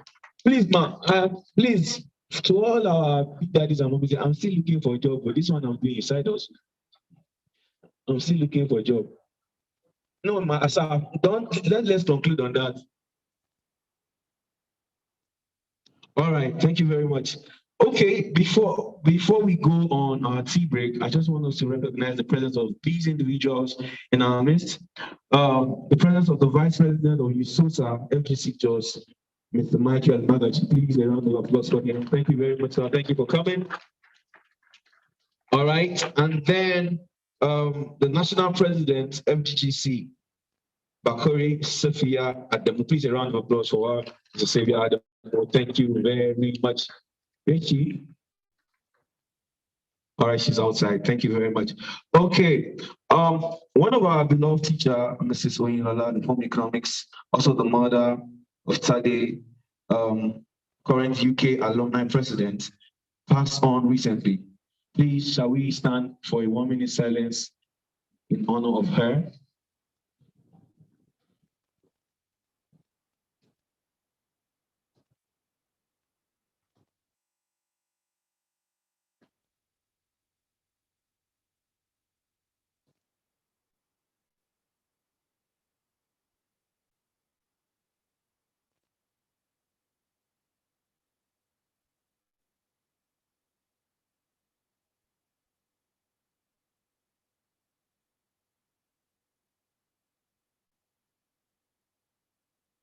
May her gentle soul rest in perfect peace.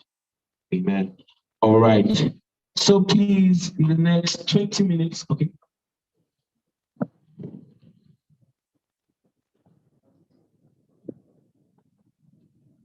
Okay.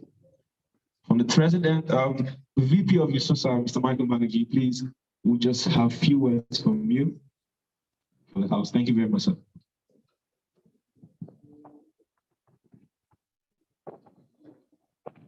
The members of the Board of Trustees of Fgckadosa Students Association, the ESCO, National ESCO of Fgckadosa Kaduna, outgoing, and I'm sure incoming. So Kaduna,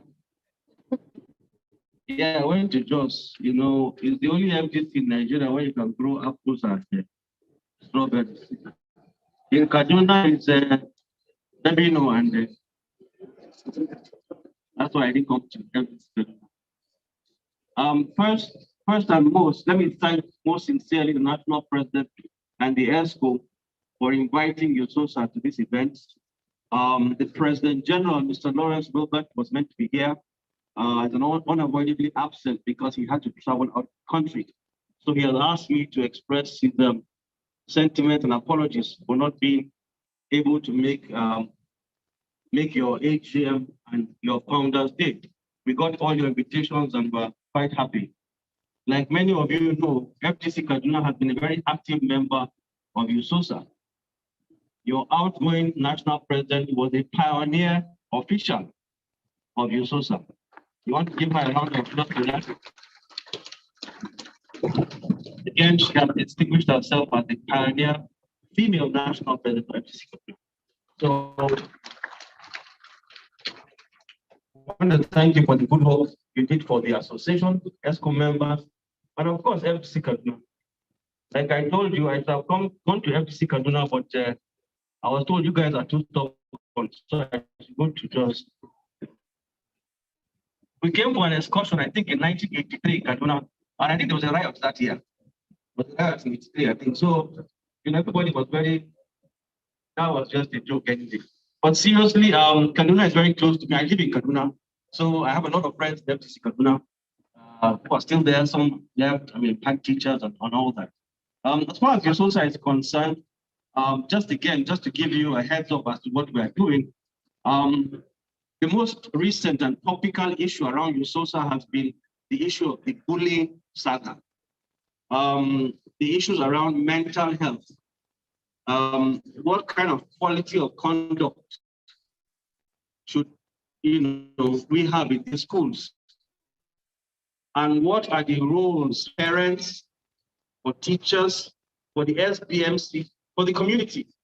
I also was one time national president of Federal Government College, All Students Association, and what I've always encouraged my colleagues in that school to do is to sit with the PTAs, because parenting too is suffering. In our day and age, parenting is suffering. Students seem to be they also are. As you said, we are recommending no bullying zones to be adopted by all federal government colleges, so that our children are safe internally. Externally too, we must also be able to insulate them from the challenges of insecurity. I like to talk a lot about Kenya because one of my favorite countries in Africa, where a special security force was created for the wildlife, because wildlife is very important to the Kenyan economy. Nature is important to the economy. And also should protecting our children in schools. And we need to do that mapping very well so that the security agencies can collaborate and protect our schools, particularly because of the strategic importance they have in national development. So these are the things we'll be talking about as we evolve. Like I've said, FGC Kaduna has been very instrumental. And on behalf of the President General, again, let me congratulate the ESCO, who worked very well with us while in office. And we expect that also the incoming ESCO will extend that teamwork and collaboration also with us. Let me especially thank the guest speaker who talked about the security issues. Very big problem. A lot of people travel thousands of kilometers many years ago to different federal government colleges around Nigeria. Today they can't, simply because of the challenges of security. So we must make our country safe again, but make our community safe again, make our schools safe again. Once more, thank you for the honor and privilege to be here. I hope they will not end at this stage. Thank you very much. Thank you very much, sir. Permit me to say that you speak like an Indian. Yes, you speak like an Indian. I speak in English. All right, in the next 20 minutes, we'll be going a tea break for the next 20 minutes. So please, 20 minutes, we have our tea break, and then we return back to continue with the program. Thank you very much, ladies and gentlemen.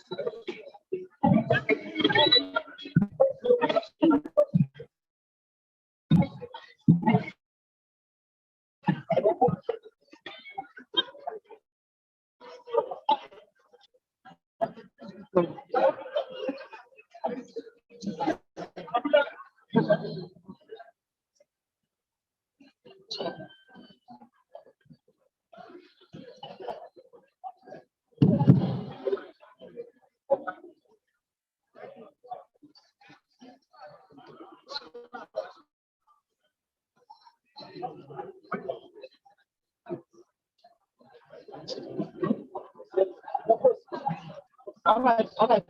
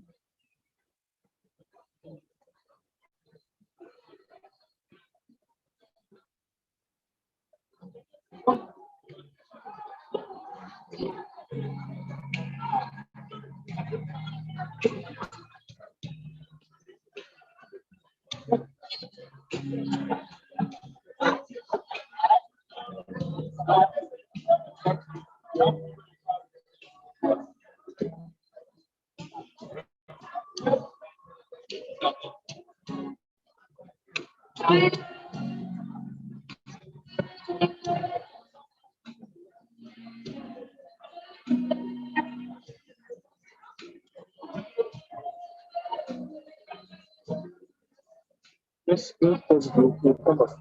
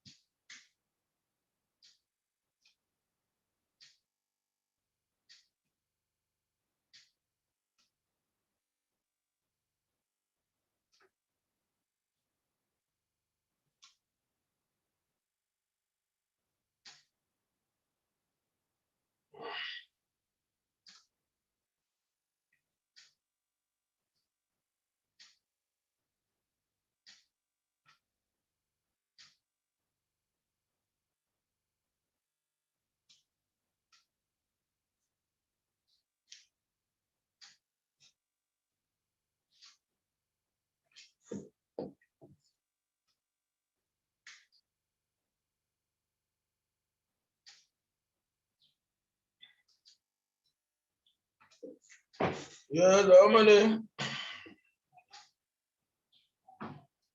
Jam saganja ada tatrahi binanjo na bijir krapar nda manda hobo na ndani jam iya puchi tatar yari iya puchi ninyi ko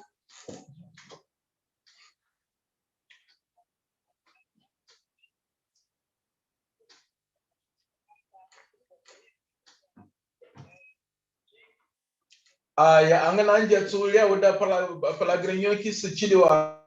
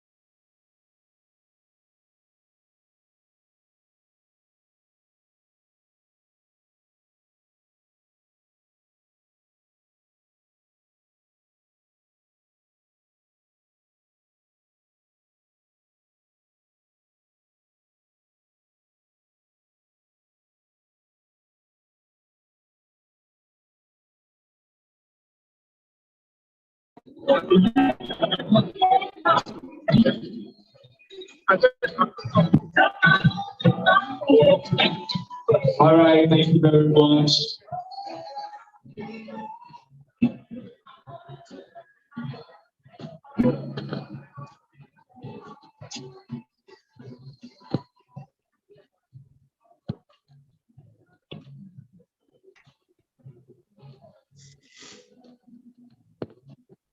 Thank you very much, Jinelli.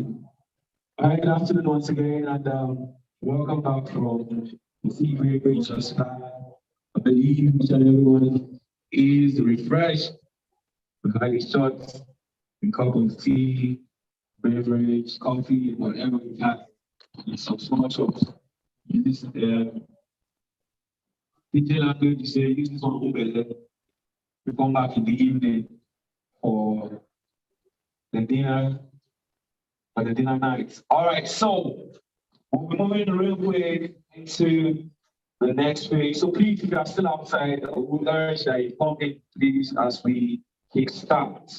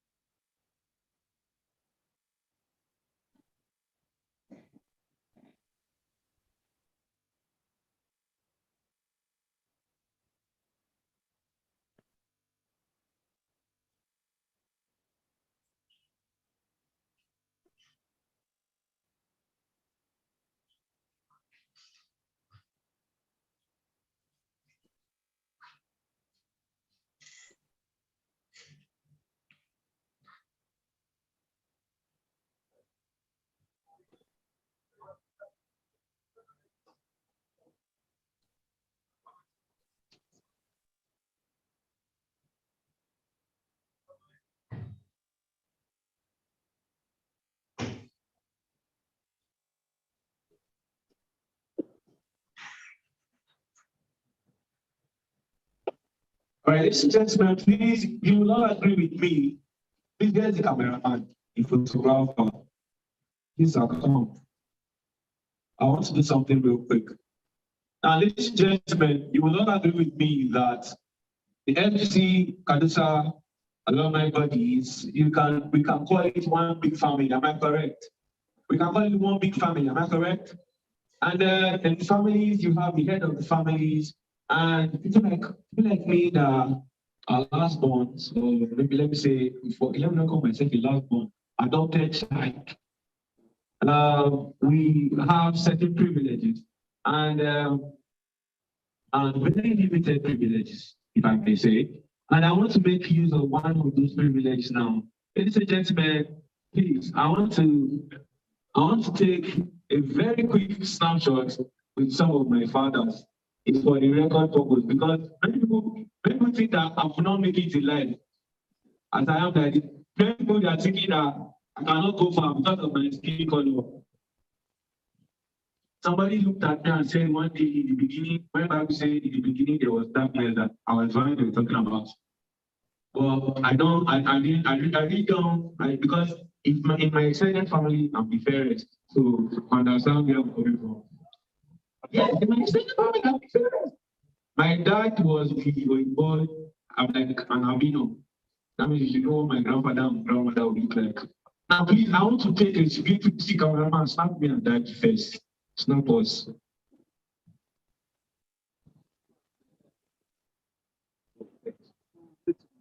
Thanks so much. Yes, snap me and God of transition.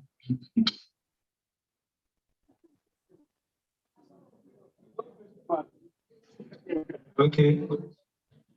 You're laughing. Snap me and guys. Thank you very much. Yes. Now I have 3 pictures, one with a general, another one with an architect, and one with a very senior man. I can walk into the balance any day. Anything. No. And then, who are you? I said, you know who my father is? Who is your father? General, Major General, no, sponsor. Daddy. Yes, that. See, there's that. If my pictures will lost, your camera will lost. All right, ladies and gentlemen, moving on, real quick, we'll be having a speech given to us by Fgckadosa the former national president, and he is ably presented, and that speech will be delivered by Mr. Bilal Halilu. All right, so please, a round of applause for Mr. Bilal Halilu. Please, a round of applause for him. We are fixing now. Let's clap now. Energies are here. So you have money when you're working.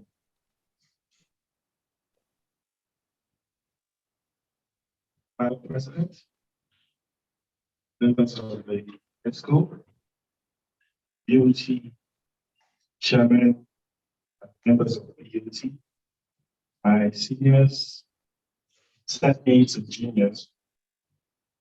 I am representing the former president, Senior Fgckadosa Agm. And with me here is a short speech from him. He says, my greetings to all. I'm also wishing them a successful year. I have a significant family events elected for attending. I have a few suggestions on the way forward to the incoming administration. The Constitution, being the final document for the association, has not been touched nor completed by the last two administrations. I would advise the incoming administration to pick it up and dust it and improve on it to its conclusion. Our suggestion to the Constitutional Review Committee are: 1. Inclusion of all former presidents and secretary general into an advisory body to the association. 2. A 4-year election cycle with the vice president automatically taking over the office after the second year. So every election cycle of 8 years must hold in the school in a way of touching base. The midterm period, 8 years, for automatic transfer of power to the signing vice president can be done in any of the 6 geopolitical zones. In fact, it can rotate by sourcing sponsors from all the zones that will be involved, and this will make it fantastic. This association is for all of us. We either make it or mind it. We have put in our best and service to us and everyone else, and humanity in general. Only those who want to serve should vie for elected positions. I wish you all the best, Engineer Fgckadosa, former president. Thank you very much, sir. Thank you for that wonderful speech.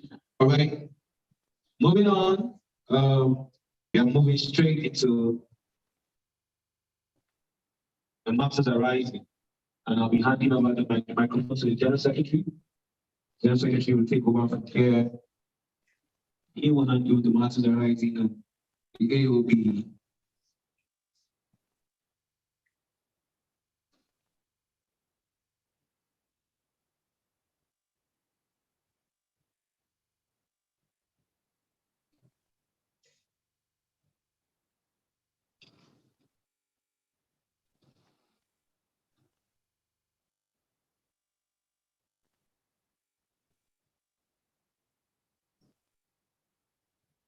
Ladies and gentlemen, we are taking on the AOB right now, and I'd like to invite anyone and everyone who has comment or question, advice, concern to indicate by raising their hands and pass on the mic. By the way, for those who have paid their dues today, their receipts are ready. Go outside and anytime before the so please, you have the floor.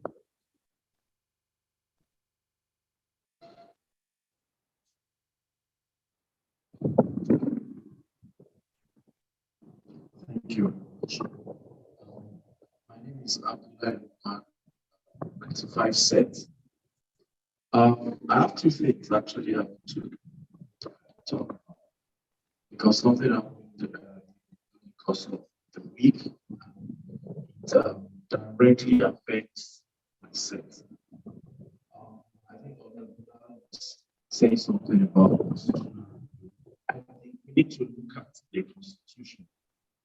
There are certain conflicting clauses in the Constitution, and I want to urge the incoming administration to look at it so that something happened. A few of my mates, there's a clause, in the Constitution that qualifies you to stand for elective office. And that clause says you must graduate from MPC. We think it is discriminatory.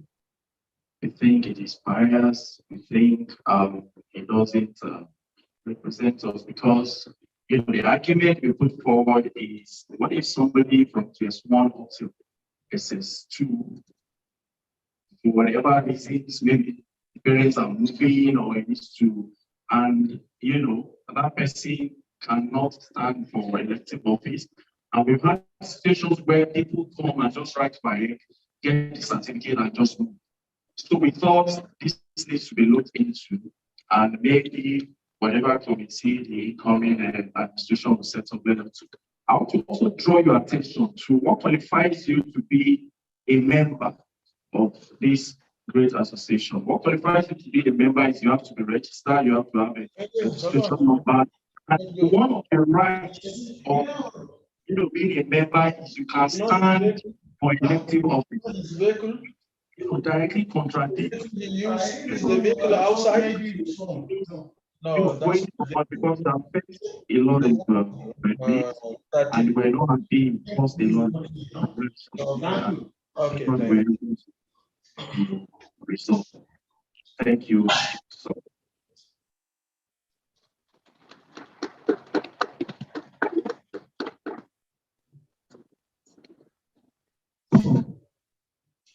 I am not reminded by the member of class 2011. I would like to just pick it up where it stopped when it matters of the Constitution. I would like to find that while we want to constitute another member of the committee that will look into the review of the Constitution, we should have more of those that are into the legal practice so that we can have such completing process that's much weighty as the case may be. And I think in the Constitution, it normally is to have the number of years that it's going to stay, the duration it will last, when it will be reviewed. So I think after the one we are going to review it should be embedded in the Constitution that okay, the Constitution could only be reviewed after 4 years. So if you have any observation, anything to wait till that time. So that we have to say, okay, review it this year, so we're going to review it next year. So we have the constants of the period at which the Constitution is going to last before another review. And I need to used to be sentimental here. I'm still quite fresh, just 11 years after graduation. So I want to break up on the House and those that we read of the Constitution. Please try to keep the goal. Bring the number of the years for the eligibility down a bit. You can have some portfolios to be 10 years after graduation, 15 years after graduation. Why do I say this? Because of inclusiveness. We have some vibrant and young people that a lot of line it brings a lot of, especially those in the 2000s. If you look at it, they are really outside there. And I can see because of one particular person or two persons that brought me into it, and that's why I left the because I saw that inclusiveness there. Well, the president was making a speech. A particular person, or could I say his office, the portfolio attached to office was being mentioned twice and I counted it. And why I say this because I have personal relations with that person myself.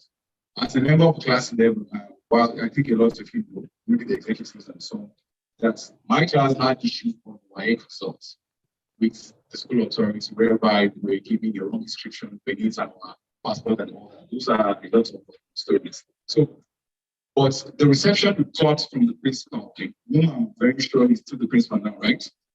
It was not welcoming.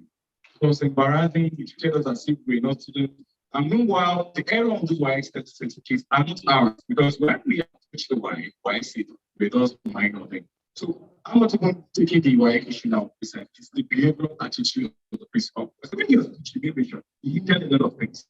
Last year, we held the test, first of July, we held our 10 years anniversary. We have a lot of scintillating programs that we've stated that are going to do. Cancel them. Cancel everything. At most, if you don't want us to do anything, can we just have the presence of the students in their assembly hall? We will pay for face masks. Then the IPC infection prevention control was already coming down, and we could go through some guidelines. Just have the students, that's the present students, the GS1 was sit in the hall and observe, or probably we go and observe their lunch and sponsor their lunch for them. He said, no, the federal government said, does not have any contact. So I want to ask the rhetorical question, but I have the answer to it. So does it mean that the principal is better than the school in this situation? Thank you very much.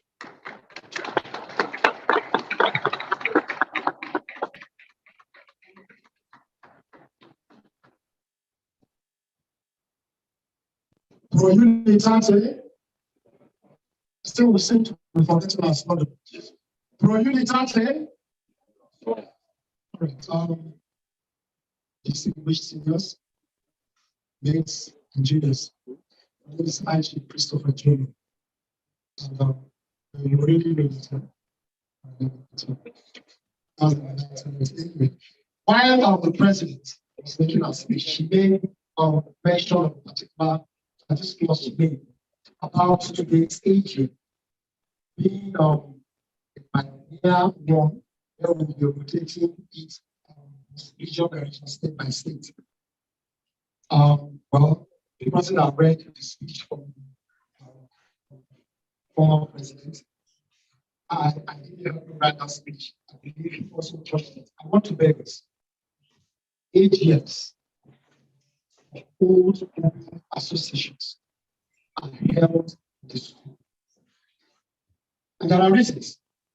What joins us together is that school. So when you drive to that school and you get to that gate, memories flush into your head. Some of us have not been to that school 10, 15, 20 years. Okay, we use these opportunities to travel from different parts that we send from one part of the country to gather at the school. We use that opportunity to travel from different parts of the country and come to that school. And we inspire. This is where it really touches me. You have people 2019, 2020, 2021 who are going to be here because they saw us in school. And they get encouraged when they see people like the general say he used to be in this school. When you see people like you that just spoke now, and they get inspired. This is nice. States will have their hangouts and invite folks to come. So we don't want to gather together as members of federal government college. Let's meet in Kaduna. You say security. I believe the school is still running. And those kids there travel from all parts of the country, many of them without guidance, to the school. They are still there. As we're talking about, they have much. What do they do? Something. I have a nice advice. So it's how much now? So imagine every state have what they get on Saturday. That's how one is buried in the all right, that's on the lighter, but please, let's really have this AGM please. I want to beg. Or else one day, we shall be going to be and you cannot tell the man immediately that you cannot come because he also came to Kaduna. That is one. The second one I want to plead is the attitude of the principal. Like and I want to ask, we name all the numerous projects we do in schools. Do we hear millions being spent in this school? It's a federal government school. And I believe the federal government is supposed to have budgets for her schools every year. When if they don't, it's a pity. Only put these things to augment and also help those of our kids. Whenever we were in school, we didn't see any old people that came to do anything. But now you have a principal who feels you are the enemy. It was my set, my brother, who we had about 20 feet. It was like hell in school. In fact, we were locked out. They locked us out of the school. And we came to commission the project within the school. It could be embarrassing. So, like you said, the chicken that came before the egg, or the egg that came before the chicken. This house will tell us. Thank you.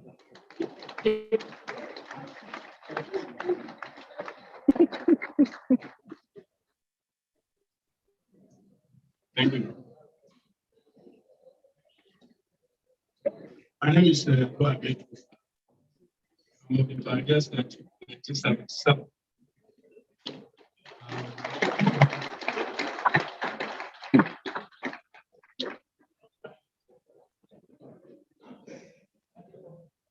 This, the president, the last item, the new teacher at STEAM, let me to acknowledge this former anointed teachers school present here.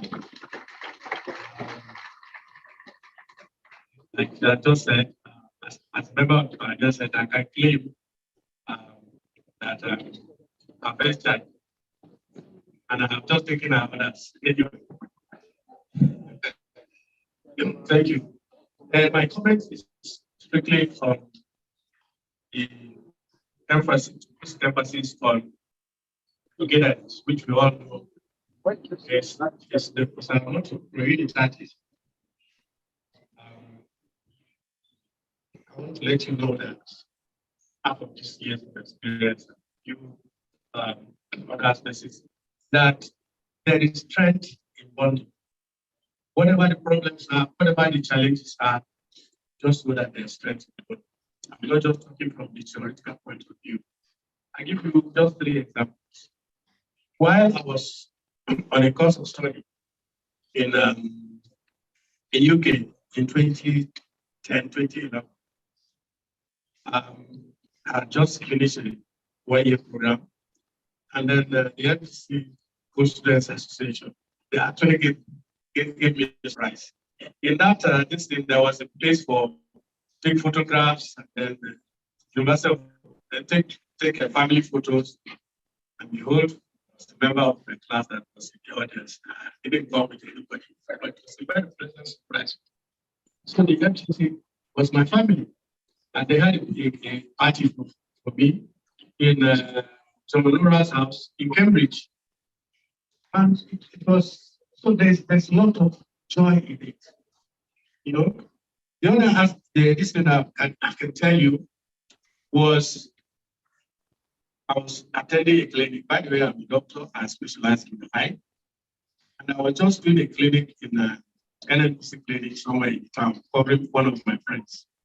And then somebody came in, he called his name, and he tried to spell it. So I just pronounced the name. And he called it, and I wrote it. And then he said to me, "You're the first person that will spell my name right. How did you do that?" And I said to him, I went to Federal Government College in Kaduna. And I remembered Mr. Summers, who was our principal, a white man who would not mispronounce an Igbo name or Yoruba name, or, you know, in fact, he gave us the first ideas of phonetics. So just pronounce your name, and he didn't see any reason why Nigerians do not know how to spell another Nigerian name. And so, once I said, behold, the gentleman was from Federal Government College. Once in NLPC, I can't remember his name, but he was from Niger Delta. So, you can imagine the joy at that moment, and it's not that it was now, I started in the Air Force a number of years, 5 years, and then went to go and work in the missionary hospital in Kano for 10 years.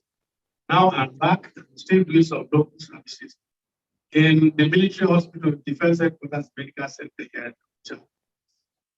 And there, I met an alumnus who is Captain Aliu. He said, you know, he's the one in charge there. And, you know, you can imagine how I immediately felt at home. You know, apart from those spoiling silly. I immediately feel at home. So there's a lot of joy, practically speaking, when you begin to interact. And this is why we must continue. Whatever is the problem, whatever are the challenges, just make up your mind and overcome. Because there is joy in bonding. The example of the room is that's what I want to emphasize. Lastly, I was telling some people talking to me outside the space of time before now, why alumni is the way to go. As a member of the for example, in 30 years' time, it will be a miracle for any one of us to be standing in an ATM, but there will be ATM that time. Yeah. And today I'm talking about primary. As the time goes on, each set will get to that level where they will begin to approach or go to the station. Therefore, alumni is the way to go, because alumni is actually utilizing yourself. Because when your set is called, and you can't even call any members anymore, this association will be. And therefore, each time you call the school, you are there. And therefore, I want to advise all of us, don't underestimate your contribution, your little corner. Don't wait for government policies that spell out what you do. And it's on that ground that I want to borrow from the mantra UN some couple of years ago, at the year of the environment, when they say you should think globally, act locally. It's on that always national students, but at first time. Thank you.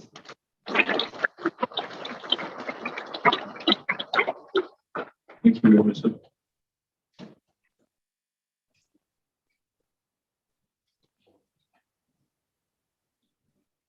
All protocol to officers. My name is Gora Usman, 1995 set. Now, as my Senate President said, we have issue about the Constitution. Some of our members are disqualified because they said they didn't finish the Fgc. Now, in that same Constitution, I want to read out some part of the Constitution. Section 18, subsection 4. Membership of the association shall be open to all persons who, have at any material time been in or attended Federal Government College Kaduna within the period of the commencement from the inception of the institution, 1973 to present, and B, have applied to become members on the prescribed application forms. Section 19. Rights, duties, and obligations of the member of the association. Now, it says, subject to the provisions of this Constitution, a member of the association shall be entitled to A, attend and participate in all association general meetings, events, and activities. B, equality of vote with all other members. C, vote in matters requiring voting in the association. D, aspire to and hold any office in the entity. Now, what I'm trying to make here is this. Now, it says that membership is anybody that gets into the school. It's in the Constitution. Anybody that comes into the school, anybody that graduates from the school. It's in the Constitution. And it also says that every member is entitled to aspire to any position. So I see no reason why it should be discriminatory and people are being disqualified because they did not finish from FGC. Now the issue is this: you have a lot of very good brains that might not necessarily finish from the school, but they have a lot of things and a lot of ideas, a lot of very beautiful ideas to contribute, but they are being excluded from being part of the association. And like my Senate President said, it's in conflict with both sides of the Constitution, with each other. All this are in the Constitution. And in that same Constitution, which it was used to disqualify them, it's not finished. So I don't know how to really feel it. Thank you.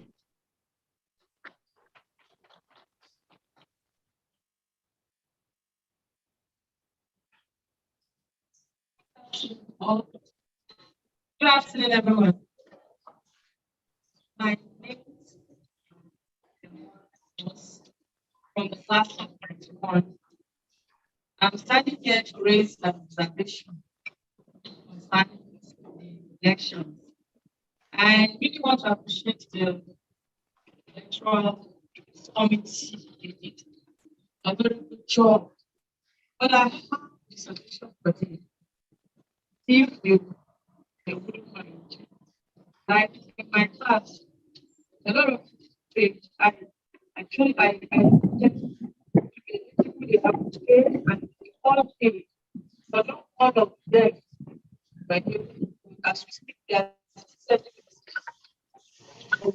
I would suggest that for next time, I will have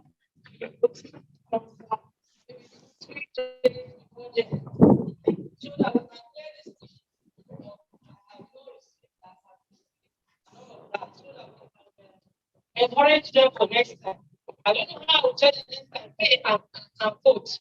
Because they will remind me of the day that the other time, some of them are telling me they don't go pay or they don't. Some of them say I will fund their money. So please, it's a suggestion. Also can have, they have tried, yes, the first time. So we should expect some of this time. But what I'm saying is, if the numbers can be sent 2-3 days before the election, so that everybody will get it on the day of the election, they will know which of I didn't get, I got, or this. Thank you. All right, I think last one.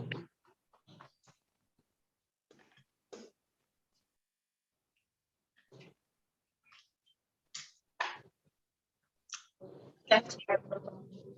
My name is Zakia from the Center of Administrative. About the constitutional amendment. The sets are seniors from the class of 1995 are complaining that if you are part of FGC, maybe stop at SS2, you should be eligible to contest for a seat.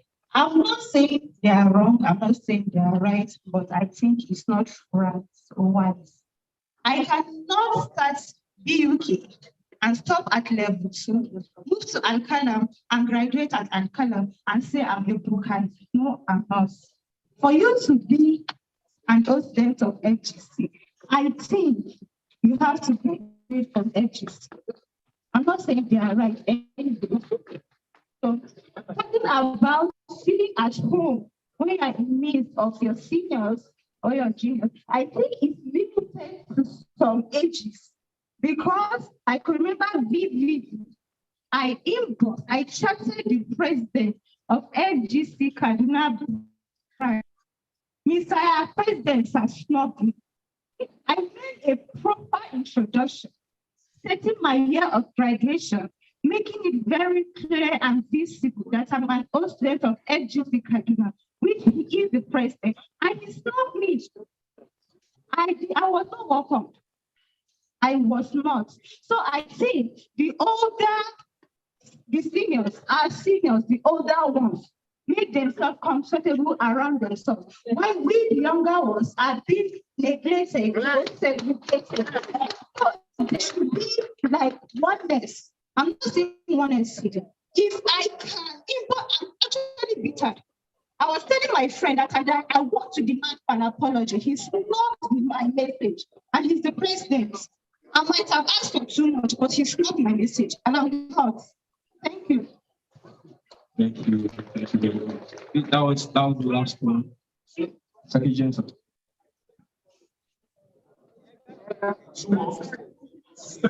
That's next. Right.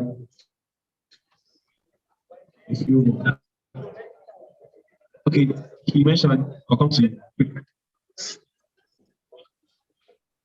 Okay, good afternoon. My name is Gabriel, a 2004 set. Few things. My engagement speaking about school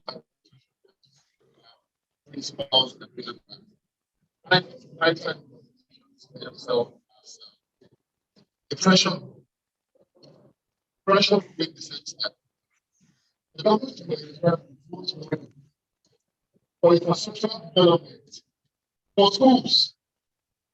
And sometimes you don't know what they do with this money. When our seniors are talking about projects and you go to be the principal and one of the principals in doing, maybe we don't know how it is. They don't allow this project because that's how they get money.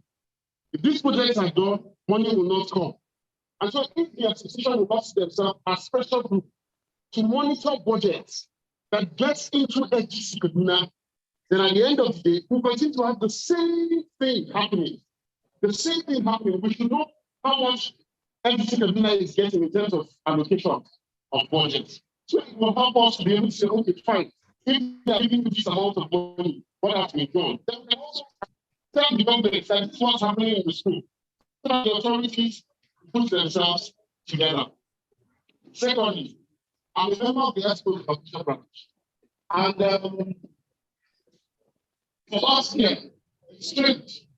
I'll say it's strange basically because an ancient church of Abuja and the members of Abuja Expo, as far as I'm concerned, did not have any clue on the 8th year of coming here. And please, if the president of the chapter, and I know he's here, would say that it was personal. It was personal. We did not receive any invitation as that. Now, this is not because of the question. We know how many people are in Abuja that NGC here that we can gather to build this hall. We know them. They're plenty. But as far as I'm concerned, right now, we truly, as an expo, do not receive well the fact that an agent is coming here and we're not informed. Thank you very much.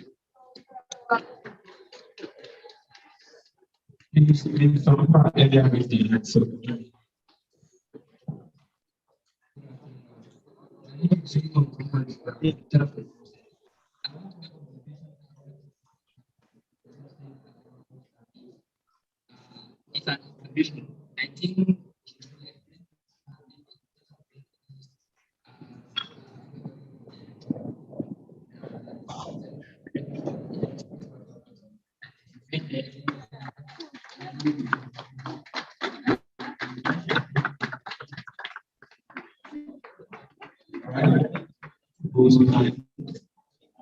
Going to the page, you get this one. So,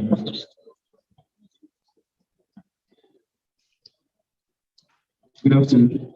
My name is very well. I'm living also 2003. I actually want to first comment on what Sinaru said. I think, one, if we look at it, we have poor database, which I think is just being worked on. I think maybe from this relevant outgoing set. The numbers of those who voted, looking at it, I believe most of them were even far from seniors.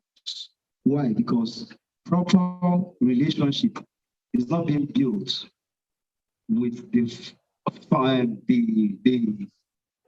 our leaders, which we have, and the younger ones coming. So that is why even getting people to pay their dues, it's not easy. But if you have a proper database, adequate communication with every set leaders, we should not be having this pay now and vote, pay now and vote. Because the leaders who are there, if they have this relationship, they would have made this deal pay sense. and everybody whose number is registered, and a registered member would have gotten this code or whatever.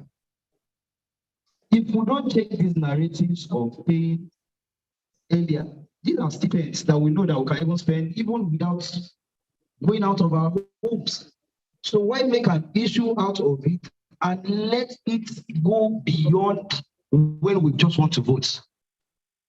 I think maybe if it's possible, those who don't even pay due before a particular date should not be even given an opportunity for this to occur. If you are paying late and you want to exercise your right, what happened to you paying before? Thank you. Please, please, please. A lot of people still want to express their views. Can you make it brief? And, let's have in mind that this session would end by 2 o'clock.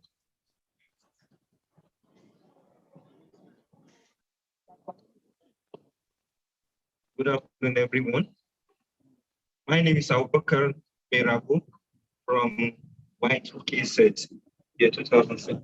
Number one, I want to give kudos to the Electoral Committee for at least taking the bull by the horn by making the voting process online more to your elbow.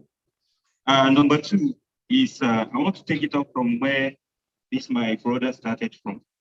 It is on monitoring the allocations to federal government colleges, most especially federal government colleges. Malali. Malali is where we started from. And from there, we sprang to different places. Let's still go back to Malali. Using our potentials. And what do I mean by using our potentials? A lot of us are connected. We are connected in the government, we are connected privately. We can use that to bring such allocations to federal government colleges, despite it is for all federal government colleges. Probably if I'm in Federal Ministry of Education as an inspector or as an assistant director, I can use my position to follow up this allocation so that I can get to where. So we have our problem, our bureaucracies in the government, but that needs to be checkmated. Number three, networking amongst members. Now, one of the problems or one of the loopholes in our networking is what she has written as the chair, whereby the older ones deal with the younger ones. I'm sorry about that. So now we have learned our lessons. We have to start somewhere. I saw our ancestors give them a starting position. So when the ancestors came down and said, "Studio and presented," isn't it? And lastly, please, those of us in Abuja, what happened or what's happening in Abuja? These are this ATM. Please let us leave it in Abuja. We don't need to bring our banana to the national. Thank you very much.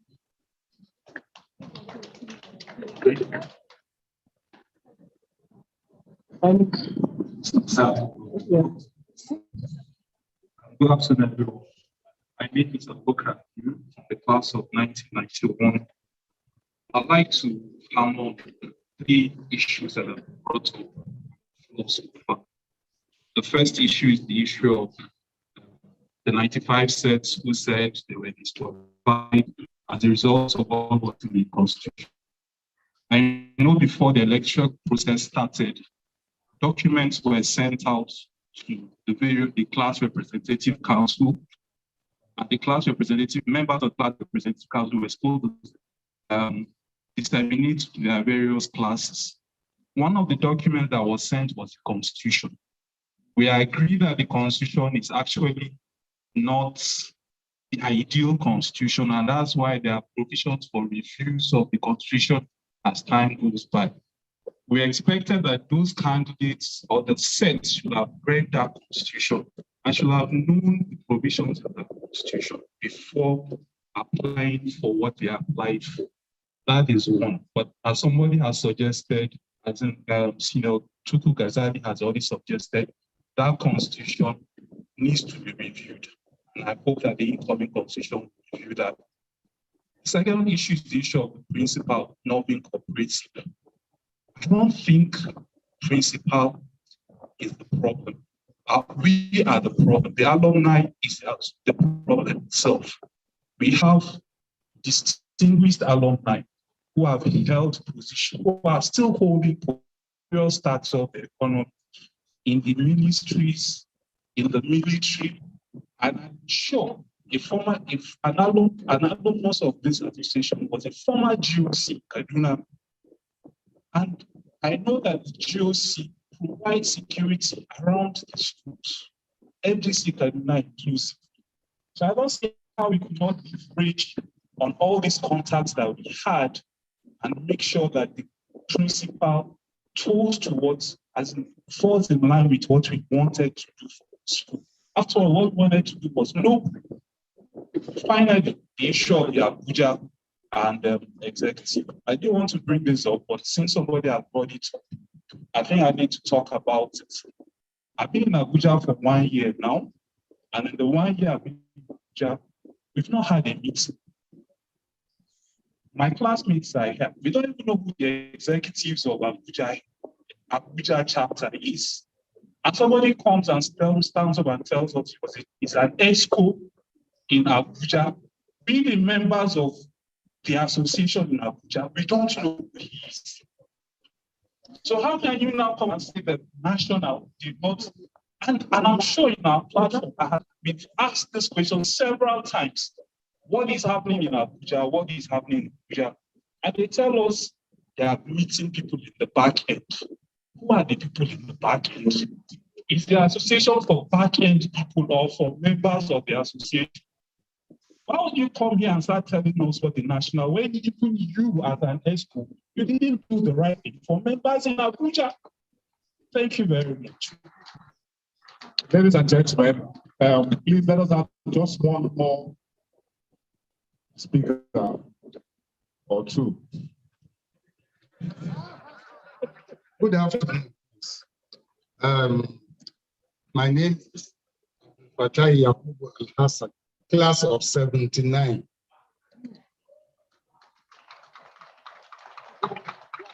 I'm standing up to talk. I wouldn't have stopped. I'm standing up to talk because we as an association, we had our objectives drawn out from the beginning, from 94, I mean 94 that we formed the association. We had our objectives outstanding for us. So what I want to talk about is the venue for AGM, especially the 2-year AGM. The venue for this particular AGM is Kaduna. Please get it very right. The venue is Kaduna. We are not going to be transferring the venue of the meetings up and down. No. The venue of this AGM is Kaduna because, you see, the challenges that allowed us to agree to come to Abuja was very specific. But then, even if you consider the exigency or you consider the emergency and so on, let us all agree there are children in that school and they did not travel through any other place but the means by which everybody will have gone to Kaduna. So please, the venue for this particular AGM is Kaduna. And for us to suggest that we should be taking it around does not make sense. And the Constitution made it very clear. The venue is Kaduna.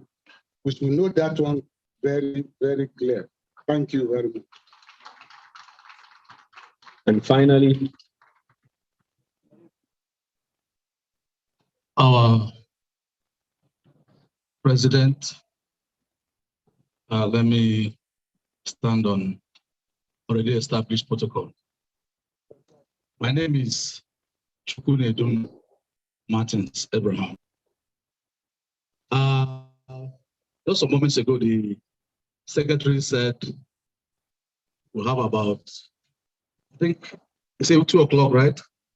And I checked my time, it was about 4 minutes to 2. That will round up this session. I was thinking that this is an annual general meeting where decisions will be taken and ratified. Many people have come up with a lot of suggestions, a lot of questions. I was thinking that we'll debate those things that have been raised. If we have to vote on those issues, for example, if the issue concerning those who joined, who came to FGC and left before the time they are supposed to graduate, all these issues, and I was thinking as it is a general meeting, annual general meeting, we'll debate on those issues, and if we cannot agree on any of those issues, we can vote. And if people are online, if we can vote, so that all those things will now enter into the minutes of the meeting, and then it will be, at the end of the day, it will enter into our constitution when it's being reviewed. But I don't know when we are going to talk about these things, these issues have been raised, or when we are going to include them in the constitution or look them for the constitution.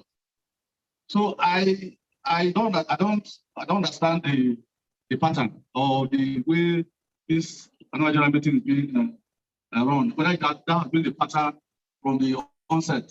The issue of whether to rotate and move from one place to another, or to remain in our alma mater. The rest, all those issues, are we just going to talk about them and then go home and say, well, held an annual general meeting? So for me, we should be able to come out with something and say, why we held this meeting, these were the decisions that were taken.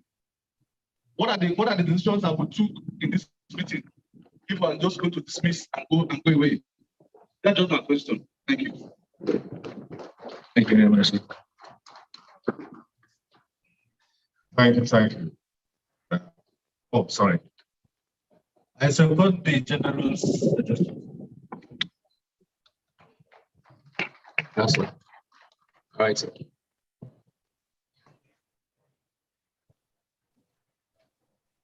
Well, we're in a difficult position here. This particular AGM is an election AGM. Also, the tenure of the CRC expires today. Those are critical bodies in decision making for their session. Now, if we are to ratify some of these decisions on the eve of the departure of this tenure, it might be construed or misconstrued to be done in a haste. Some issues here require a bit of legal interpretation. They're not generally yes or no scenario. So I don't know how best we'd go about this, but I'm not very sure this is the right avenue to take on all these issues, because there are various accusations or various claims that need to be investigated before we can come up with the real position. So I think we should not be in a haste. Get the necessary new bodies that are coming into force today. He also part of that decision making, because some of these issues are quite critical and they will affect the running of the decision for a couple of years. And that's the position I have.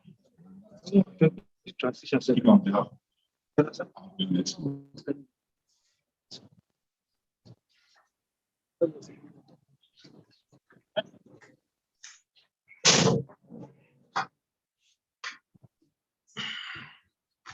Good afternoon, everyone.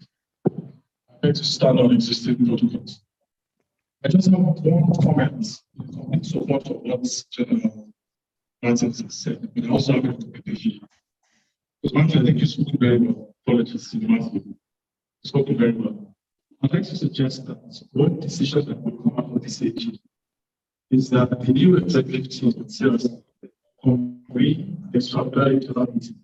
Set the 3 months or 6 months, during which whatever points have been raised today are correlated, should be able to have that AGM, which could become virtually. Whatever votes since we take, it should be taken at that time. So that might be to look at it. Thank you.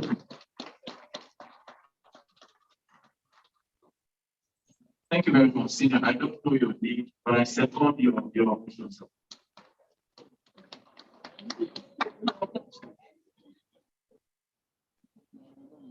I know, but this is an AGM. The people that if an AGM cannot take a decision, what is this for? This is an AGM. So we should be able to take decisions. One essence of us being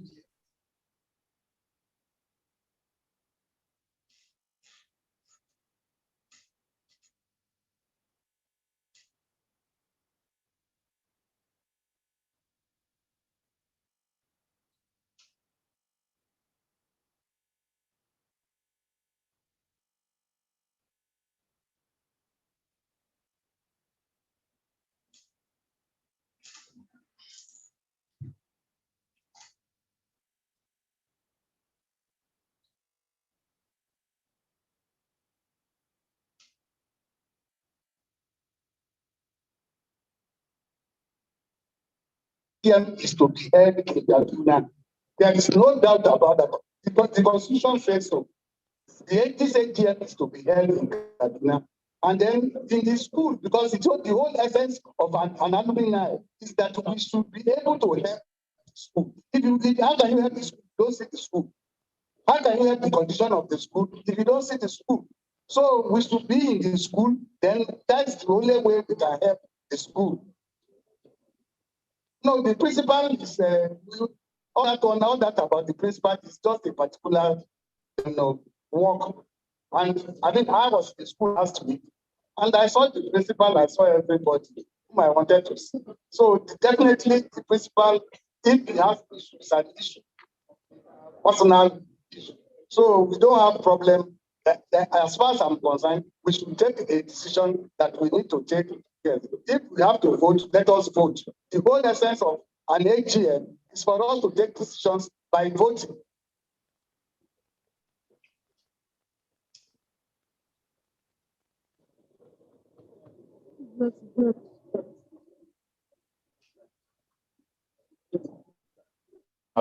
Good afternoon all. My name is Dossier Opalobiri, class of 1990. Obviously, a number of issues have been raised. I'm a lawyer, by the way. I think on the issue of whether, this is an AGM and decisions have to be made. I've not read the current constitution back to back. But one middle ground is to take a look at the issues that have been raised, and you can take an indicative vote, right? At least to get a sense of members that have shown up here, what their thinking is. Then you can pass that those decisions or those votes to the incoming. I mean, a lot has been said about reviewing the constitution, so that obviously is something that's going to happen. It's not going to happen overnight.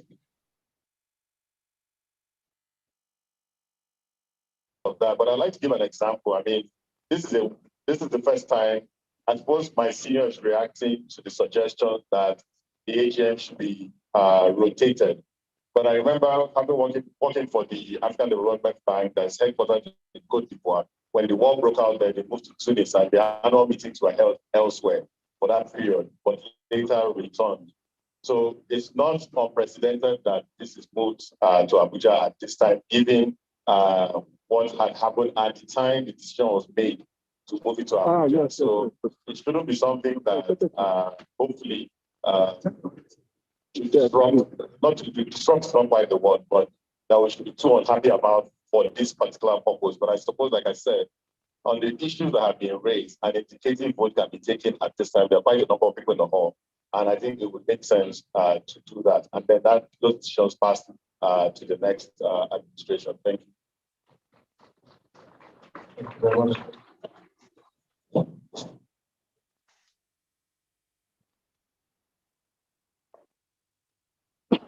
think I may have to intervene. The general mood of the House suggesting that the position of the House on the issue of the annual general meeting. We have come to Abuja to hold this meeting. The most important thing is to resolve all the issues and controversies surrounding it. Foremost, this administration is coming into it. Taking an hasty decision now may be a difficult one to take. All the points have been fully noted, and the most important thing at this junction is to set up a committee to review the position and at the same time hold an extraordinary general meeting within 3 months. This is the decision of the House. So, what I said, hypothetically, the issue of the annual general meeting has been brought to Abuja. And the position of the Constitution is that, yes, because the annual general meeting the annual general meeting is expected to be taken Kaduna. But unfortunately, the issue of security generated a lot of controversies, and that's why we're here. Eminent personality and seniors have spoken to the effect that if we have decided to hold this AGM, some of us would have driven down or joined the train or whichever means of transportation to get to Kaduna and have the meeting. Here we have junction. The most important thing now, I really emphasize, is that the annual general meeting's position has been taken here in Kaduna, and our position is that an interim committee should review what we have just said and have an extraordinary general meeting. So let me have a suggestion.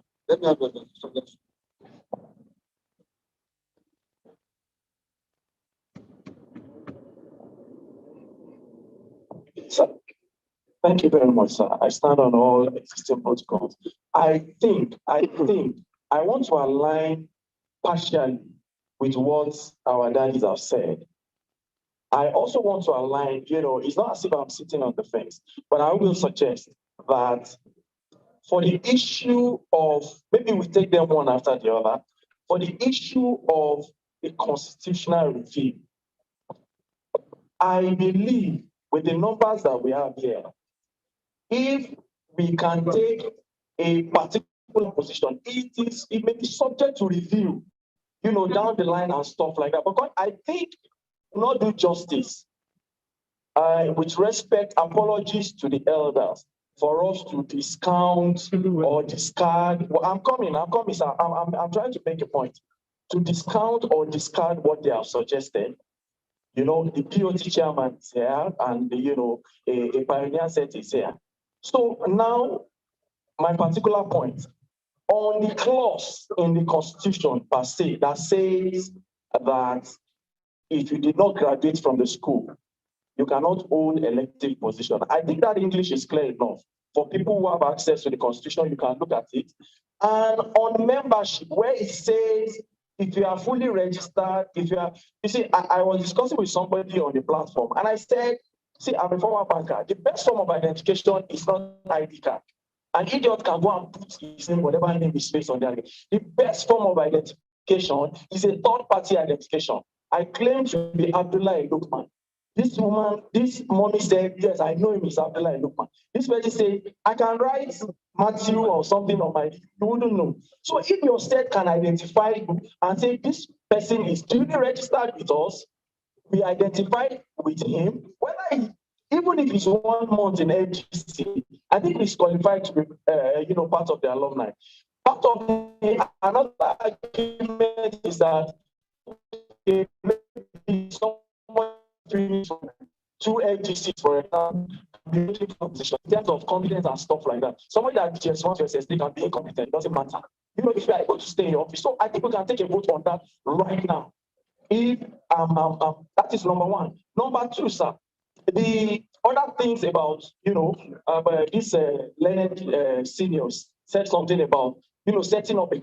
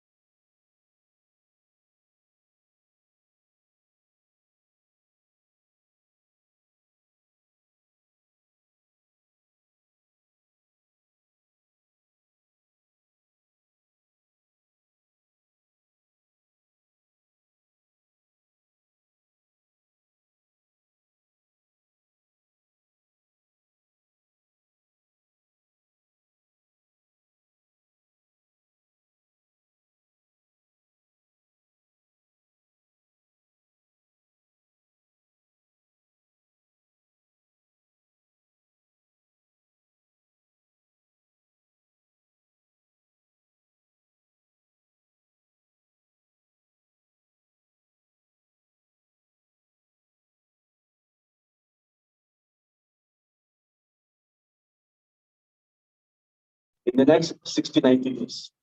You know, like I said, it's part of the evolution. In FGC Jos, we had a member who was added to his class WhatsApp group and he left. He was added back and he left. He was added back the third time and he also left. And when they confronted him to ask, why are you leaving now? He said, no, he was 2 years their senior. How can they say they were mates? So there are people who will even deny. Even when you want to bring them close, they will tell you they're not part of you.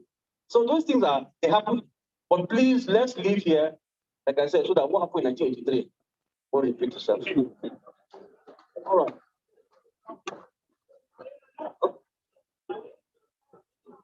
Hello. Can we have suggestion for a 7-man committee to review this each year? 7-man committee.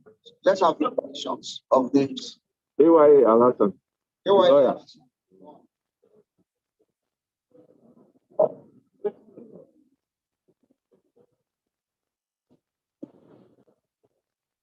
Captain.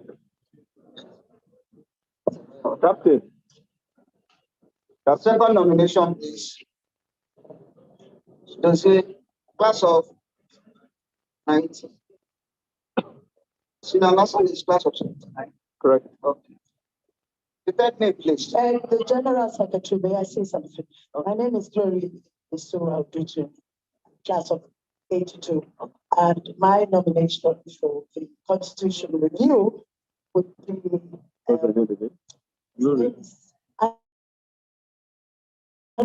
Igbokwe.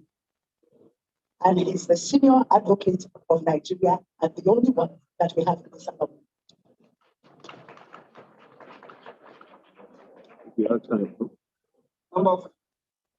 The fourth nomination.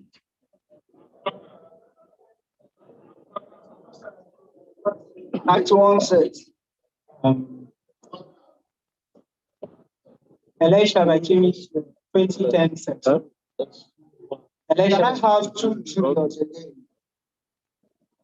Elisha Bakimi, 2010. Gloria.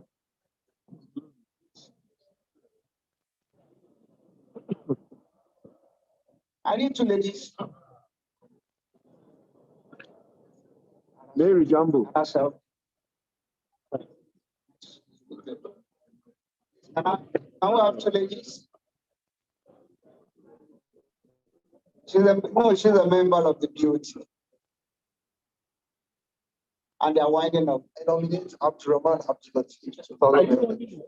Are you suggesting a lady? Amara Lucas. Who is her? Good afternoon. I nominate Aisha Abakar, class of 2001. Aisha Abakar. Yes. Okay.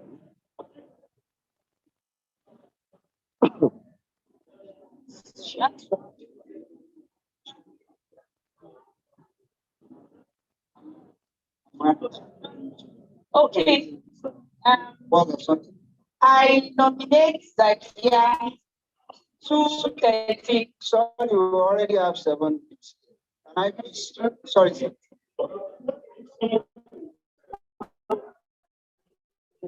Exactly. Okay.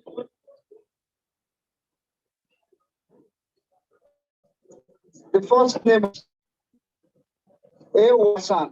79 seats. I need someone to second that. It's the first name. A.Y. Halasan. The second name is Dossier 91 sets. 90 sets, sorry. The third name on the list is Andrew Igbokwe, Senior Advocate of Nigeria. Who is seconded? 82 sets. Then the fourth name is Abakar Arasa, 92 sets.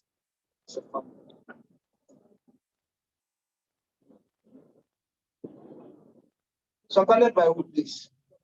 Okay. Your name? Then the fifth name is Aisha Abakar. Seconded by who?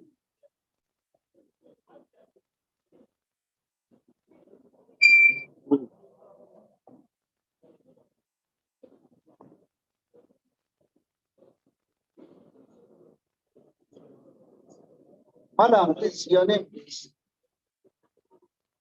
Amaruka. Okay. Set.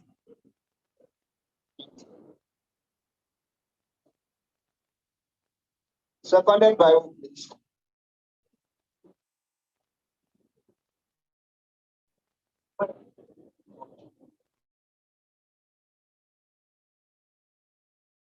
Committee should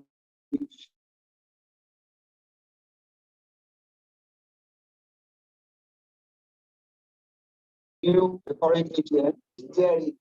Is it the decision of the House? Okay. Have you spread the names equally? We have the set so that we don't have 5 people from the 90s set and none from the 2000 set. And later we have riots taking place again. Anaji Alasan is from 97 sets. 79 sets. No, correct. In 1982, we have a senior advocate, 1991 to say, sorry, 1990. Abakar Arasa, 1992. Aisha Abakar, 2002. 2001. I think we'll have the spread now. It is a decision of the House to have these 7 gentlemen to review the constitution of Fgckadosa. Is I need someone to second this. Those in support should say aye. Those the aye values.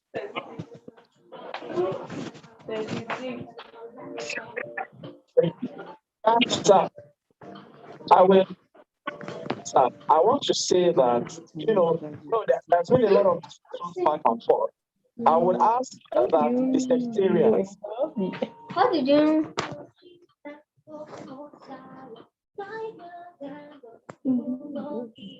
Put this thing so that the committee will have the provision of the constitution is that we have a CRC based on organization purely an advisory board and also for the signature information to all members. So definitely everybody will be carried along. Thank you.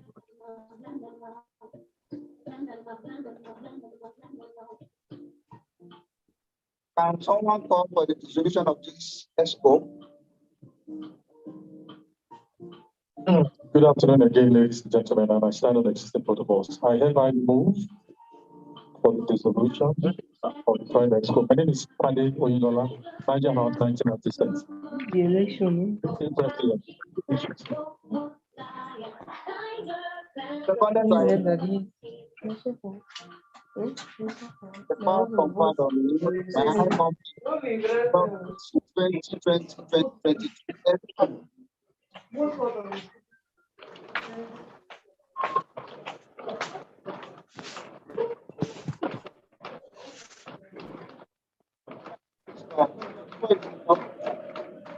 Can we take the power?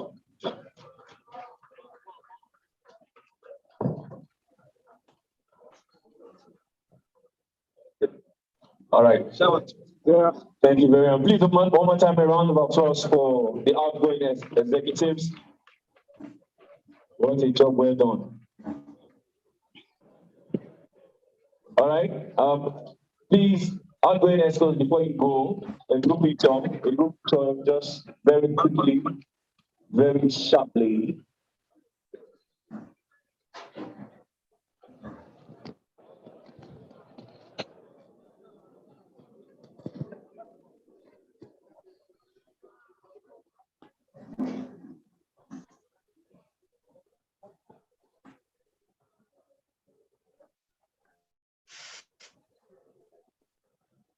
Right corner.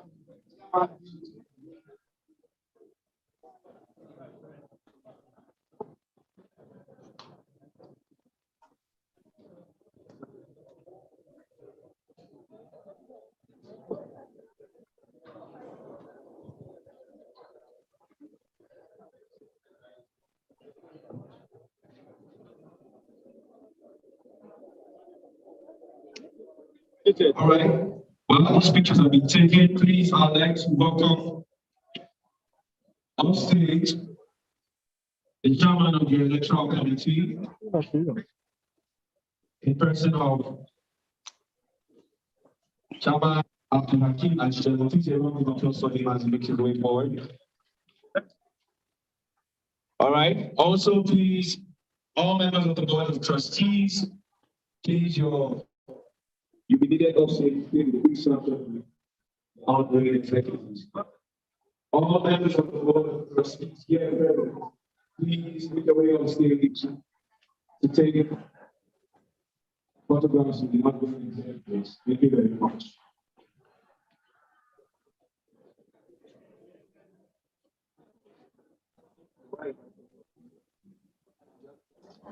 Please, let's also inform that the Fgckadosa and the Lagos chapter offerings are available for sale at the rate of 3,500 naira.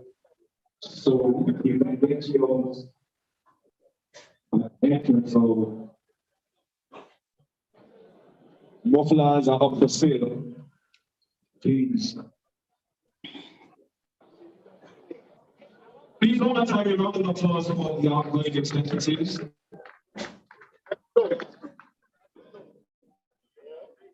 All right, please, the following should please go to registration stand for to connect their receipts.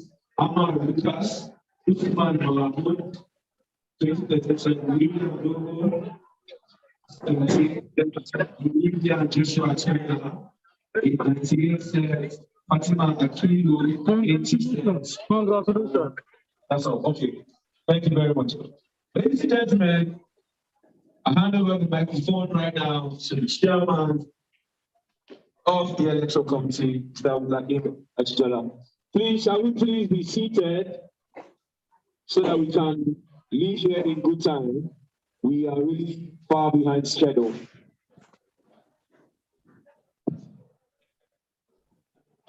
Good ladies, colleagues.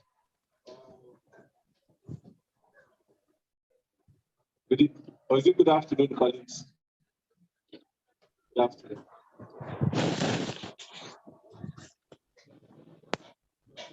We continue.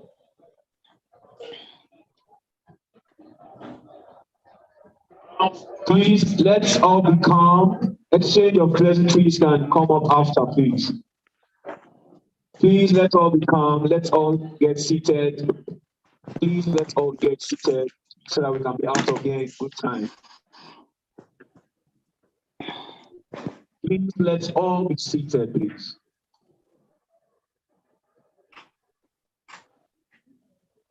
So, sir, I think we need to do that right.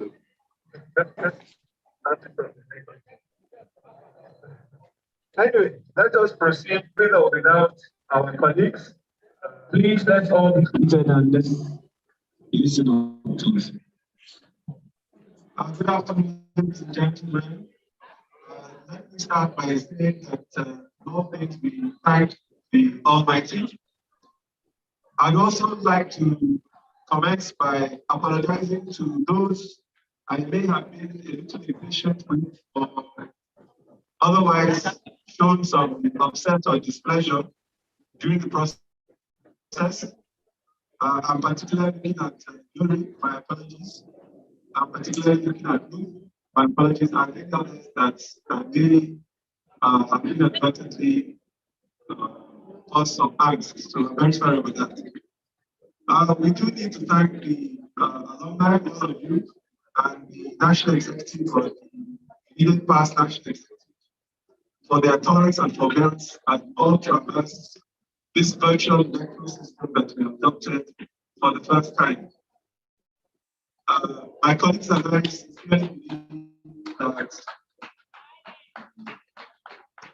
subsequent iterations will see improvements. I specifically want to recognize this kind of recognition. Tamiru Serki-Power and Lula Kitao. There is a fourth person, Georgina Etia. She arrived in Abuja yesterday but the stress of the process actually had to go to hospital this morning. So our thoughts and prayers are. I want us to just note that in all of this, the electoral committee itself consisted of only 4 members. So sometimes if we were a bit strung out, like I said, I think we apologize profusely. But I would like to again thank my colleagues here from the electoral committee for their ideas. Indeed, it was actually Jordan that pushed the notion of the manifesto night, and I think it was extremely successful. For me, it was actually the highlight. So I thank all of them for their drive, for their ideas, for their commitment. Indeed, I thank them for their wise counsel, because sometimes things might have included when we saw some, especially some comments that we felt on some of the online comments that were extremely unfair, and in some cases downright nasty. I think it's something as a society, as a community, we can improve. I also want to again thank the electoral committee team. The budget we actually put together for this process was in excess of 450,000 naira. But I want to let the alumni know that we absorbed at least maybe a little more than 370,000. So the alumni really only supported us with just under 80,000. So the people you see have made a lot of sacrifices for us. I thank them for what they have done, for what they continue. The electoral committee screened candidates, and in line with some of the discussions earlier, we'd like to raise some of the observations from our side, particularly relating to the Constitution. We want to raise them with you. First and foremost, the Constitution needs to be signed. And I would suggest, with due respect, the chair of the board and probably the president of the incoming NEC be the signatories. But be that as it may, it needs to be signed by whomever. Specifically, in some clauses in the Constitution, 17.1a, and I appreciate that some of these things have been covered, but I want to give the EC's perspective on these things. Clause 17.1a, and I just extract that, has graduated from institution. This is a key phrase. Now, while we appreciate the desire to forestall officers from holding positions in different alumni at the same time, it appears to us that it disenfranchises some people. Indeed, based on this clause, 2 candidates were disqualified. The implication is that a person who did not graduate from FGCkadosa cannot aspire to next positions, and by implications is not one of us. And this seems questionable, if not wrong. And so we love for that. We only ask for a question because this is what we were given, and we have to talk in that context and say, obey before obey. So we have obeyed, but now we are complaining, and we hope that Clause 17.1b, another phrase from there is up to fix. In other words, clean up. We do need some clarity. Is that cleared up from the inception of the association? Is it cleared up from the date of candidate graduation? Or is it cleared up from the beginning of the year of elections, for example, 2022? This needs more clarity. 17.2 talks about the minimum years after graduation before aspiring to certain offices. And we do again appreciate the underlying logic that people need to have gained some maturity. Again, when we look at some of the comments from some of online chats, we realize that some of us, we still have a bit of a long journey to go in terms of how we behave and respond to people. But very specifically, 17.2 requires 2A requires 25 years before you can aspire to the first category, for example. President, Vice President, and so on. 17.2b requires 20 years, and 17.2c requires 15 years. We believe that in the spirit of not too young to run, we can reduce some of these things by 5 years. Please understand and appreciate that Fgckadosa presents an excellent platform for building a new generation of leaders for our country. However, we must encourage, start, and expose them early to gain basic experience in managing and leading people. Colleagues, ladies and gentlemen, one of my personal misgivings arising from this electoral process is the lack of candidates. This is compounded because we had to disqualify 2 based on the above or the earlier stated constitutional technicalities. I particularly want to thank, I think, David Jumbo for the honor and dignity she has displayed. Baby, where are you? Please stand up. There she is. Please stand, there she is. Baby, I really want to thank you for the honor and dignity you displayed. And I urge you to run again when eligible. And also aspire to run to lead across the wider society. I really believe you will go far. Thank you. That said, there are issues with the voting process. The voting ability is based on the notifications we receive from NEC as to whether somebody is paid off or not. This is really the bottom line. There were other conditionalities, but the primary issue is applied the first time. So, have you paid your dues as required by the Constitution? And quite frankly, colleagues, ladies and gentlemen, all of us need to do better at paying our dues on time. But also, we need to do better at ensuring our records are up to date. Some of us change phone numbers. Some of us, maybe just use a particular number for WhatsApp and nothing else. Some of us have activated SMS to not disturb PNP, so you don't get the SMS.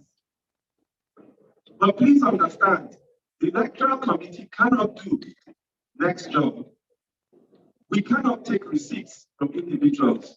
We only deal with what is provided to us by NEC. This is the bottom line. So furthermore, we have also realized that alumni members themselves must give documents and notices, especially if you're a candidate. And these are very, very basic things. You want to know, when I was young, there was Dirty Harry with Clint Eastwood. And there was this classic scene where it says, if you want to play the game, you got to know the rules.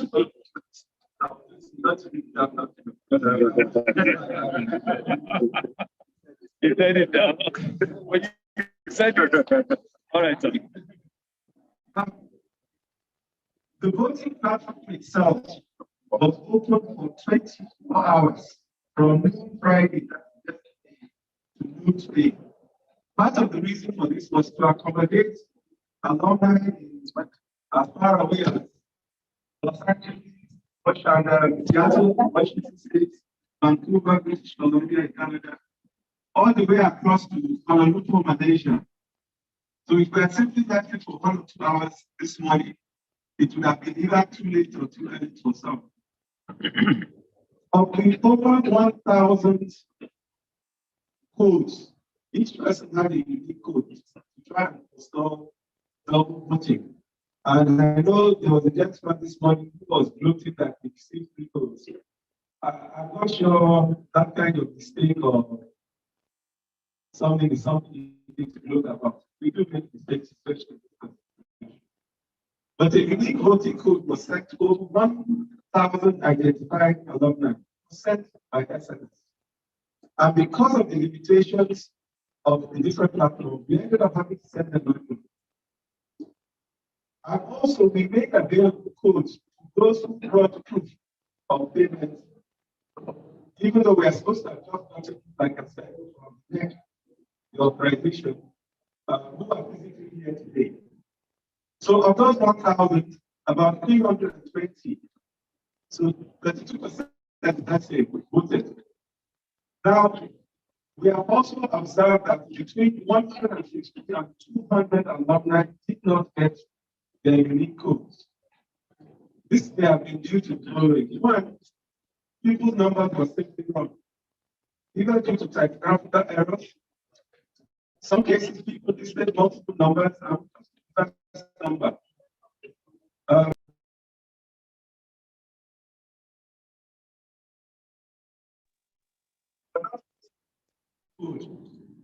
Somebody gave us a number plus 647.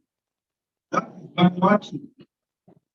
Yet, if you put plus 1647, that's Marietta, Georgia. I think they're very different. So you have to be a bit sensitive about these things. Also, telecom systems did not deliver some numbers despite delivery notices being returned to us. And as I mentioned, some people have changed their numbers without notifying the alumni. But yes, we may, not we may, I'm sure we did less possible mistakes by the electoral committee.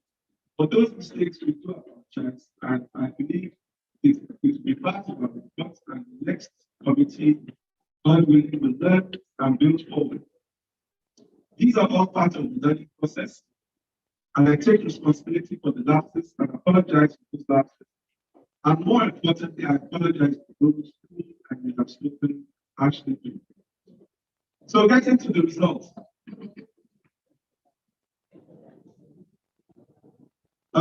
For those of us on Zoom, there's a link, and I'm sure all of you by SMS have received at some point a link, so you can see the results for yourself. We try to be transparent.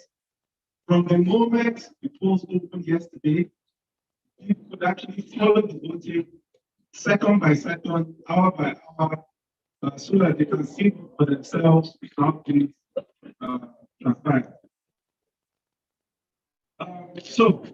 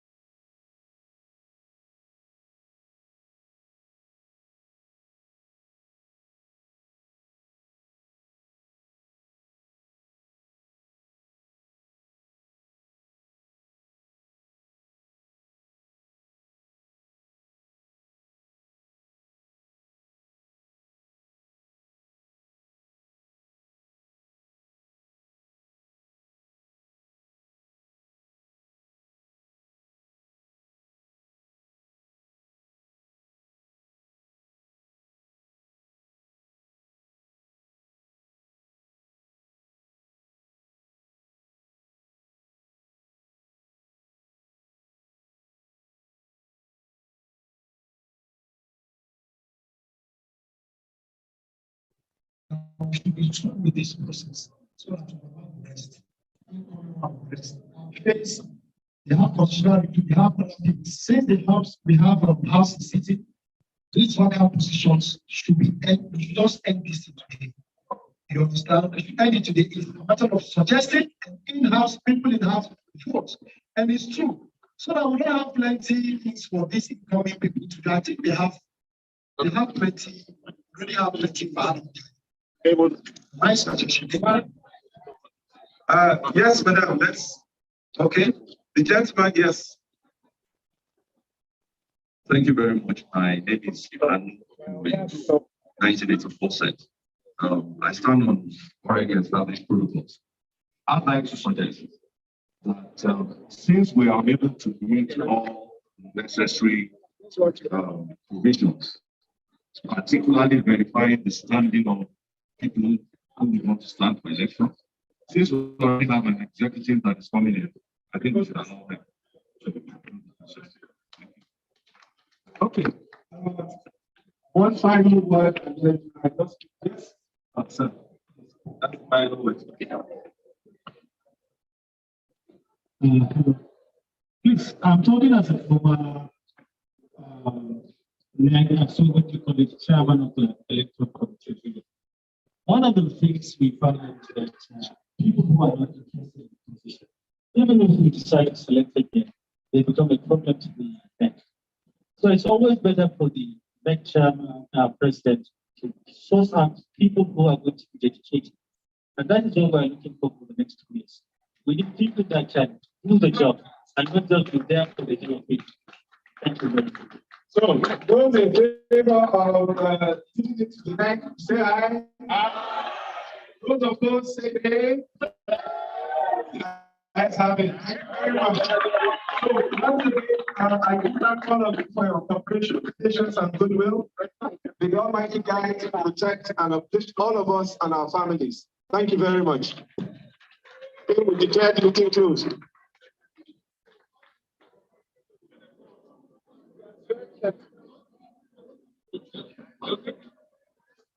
Okay, please come out the new neck. At least dance to the front and come and take a picture here. Ruth, come out. We are waiting for you. President, leave your click.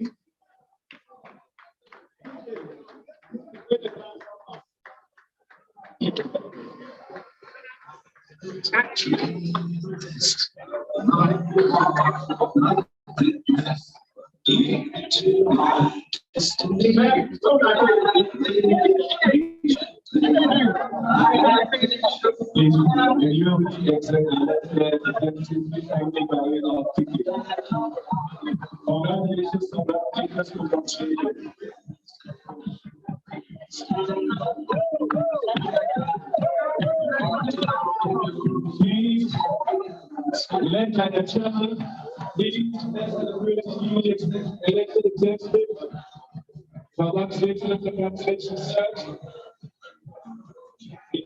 Champions, please make sure to the podium, please.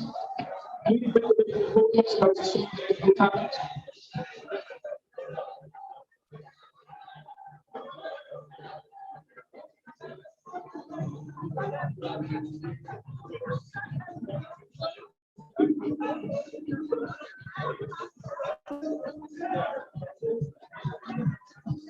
We are please bring the way up the podium. Bring the way up the podium, please. Congratulations. Congratulations. Congratulations. We need your attention. We also know that the martial arts are available. And also please bring your global class and the consent states. Then you can come and meet me before the receipt. We have global class and states. Then we should come and meet me for the receipt. Please, the moment don't go to that part, I think our positions will be done. All one please. Thank you very much.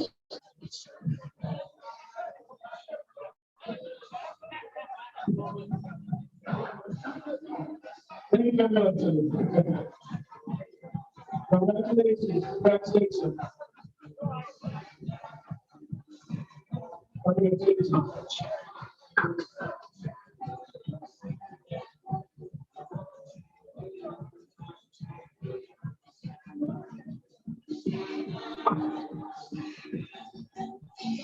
All right, thank you very much. Thank you very much. Congratulations to our new elected executives. And we wish you the best of the best for the next 2 years of your leadership.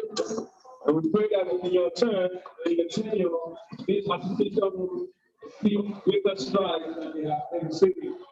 Thank you very much. Please, the exchange of gratitude that we can now for your let's do that to be.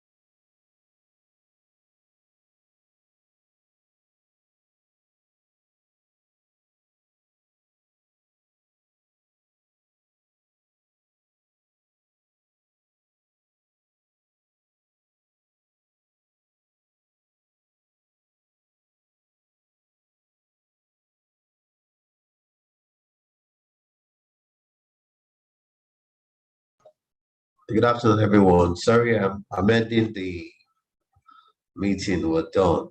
Thank you. So you can log out. Thank you.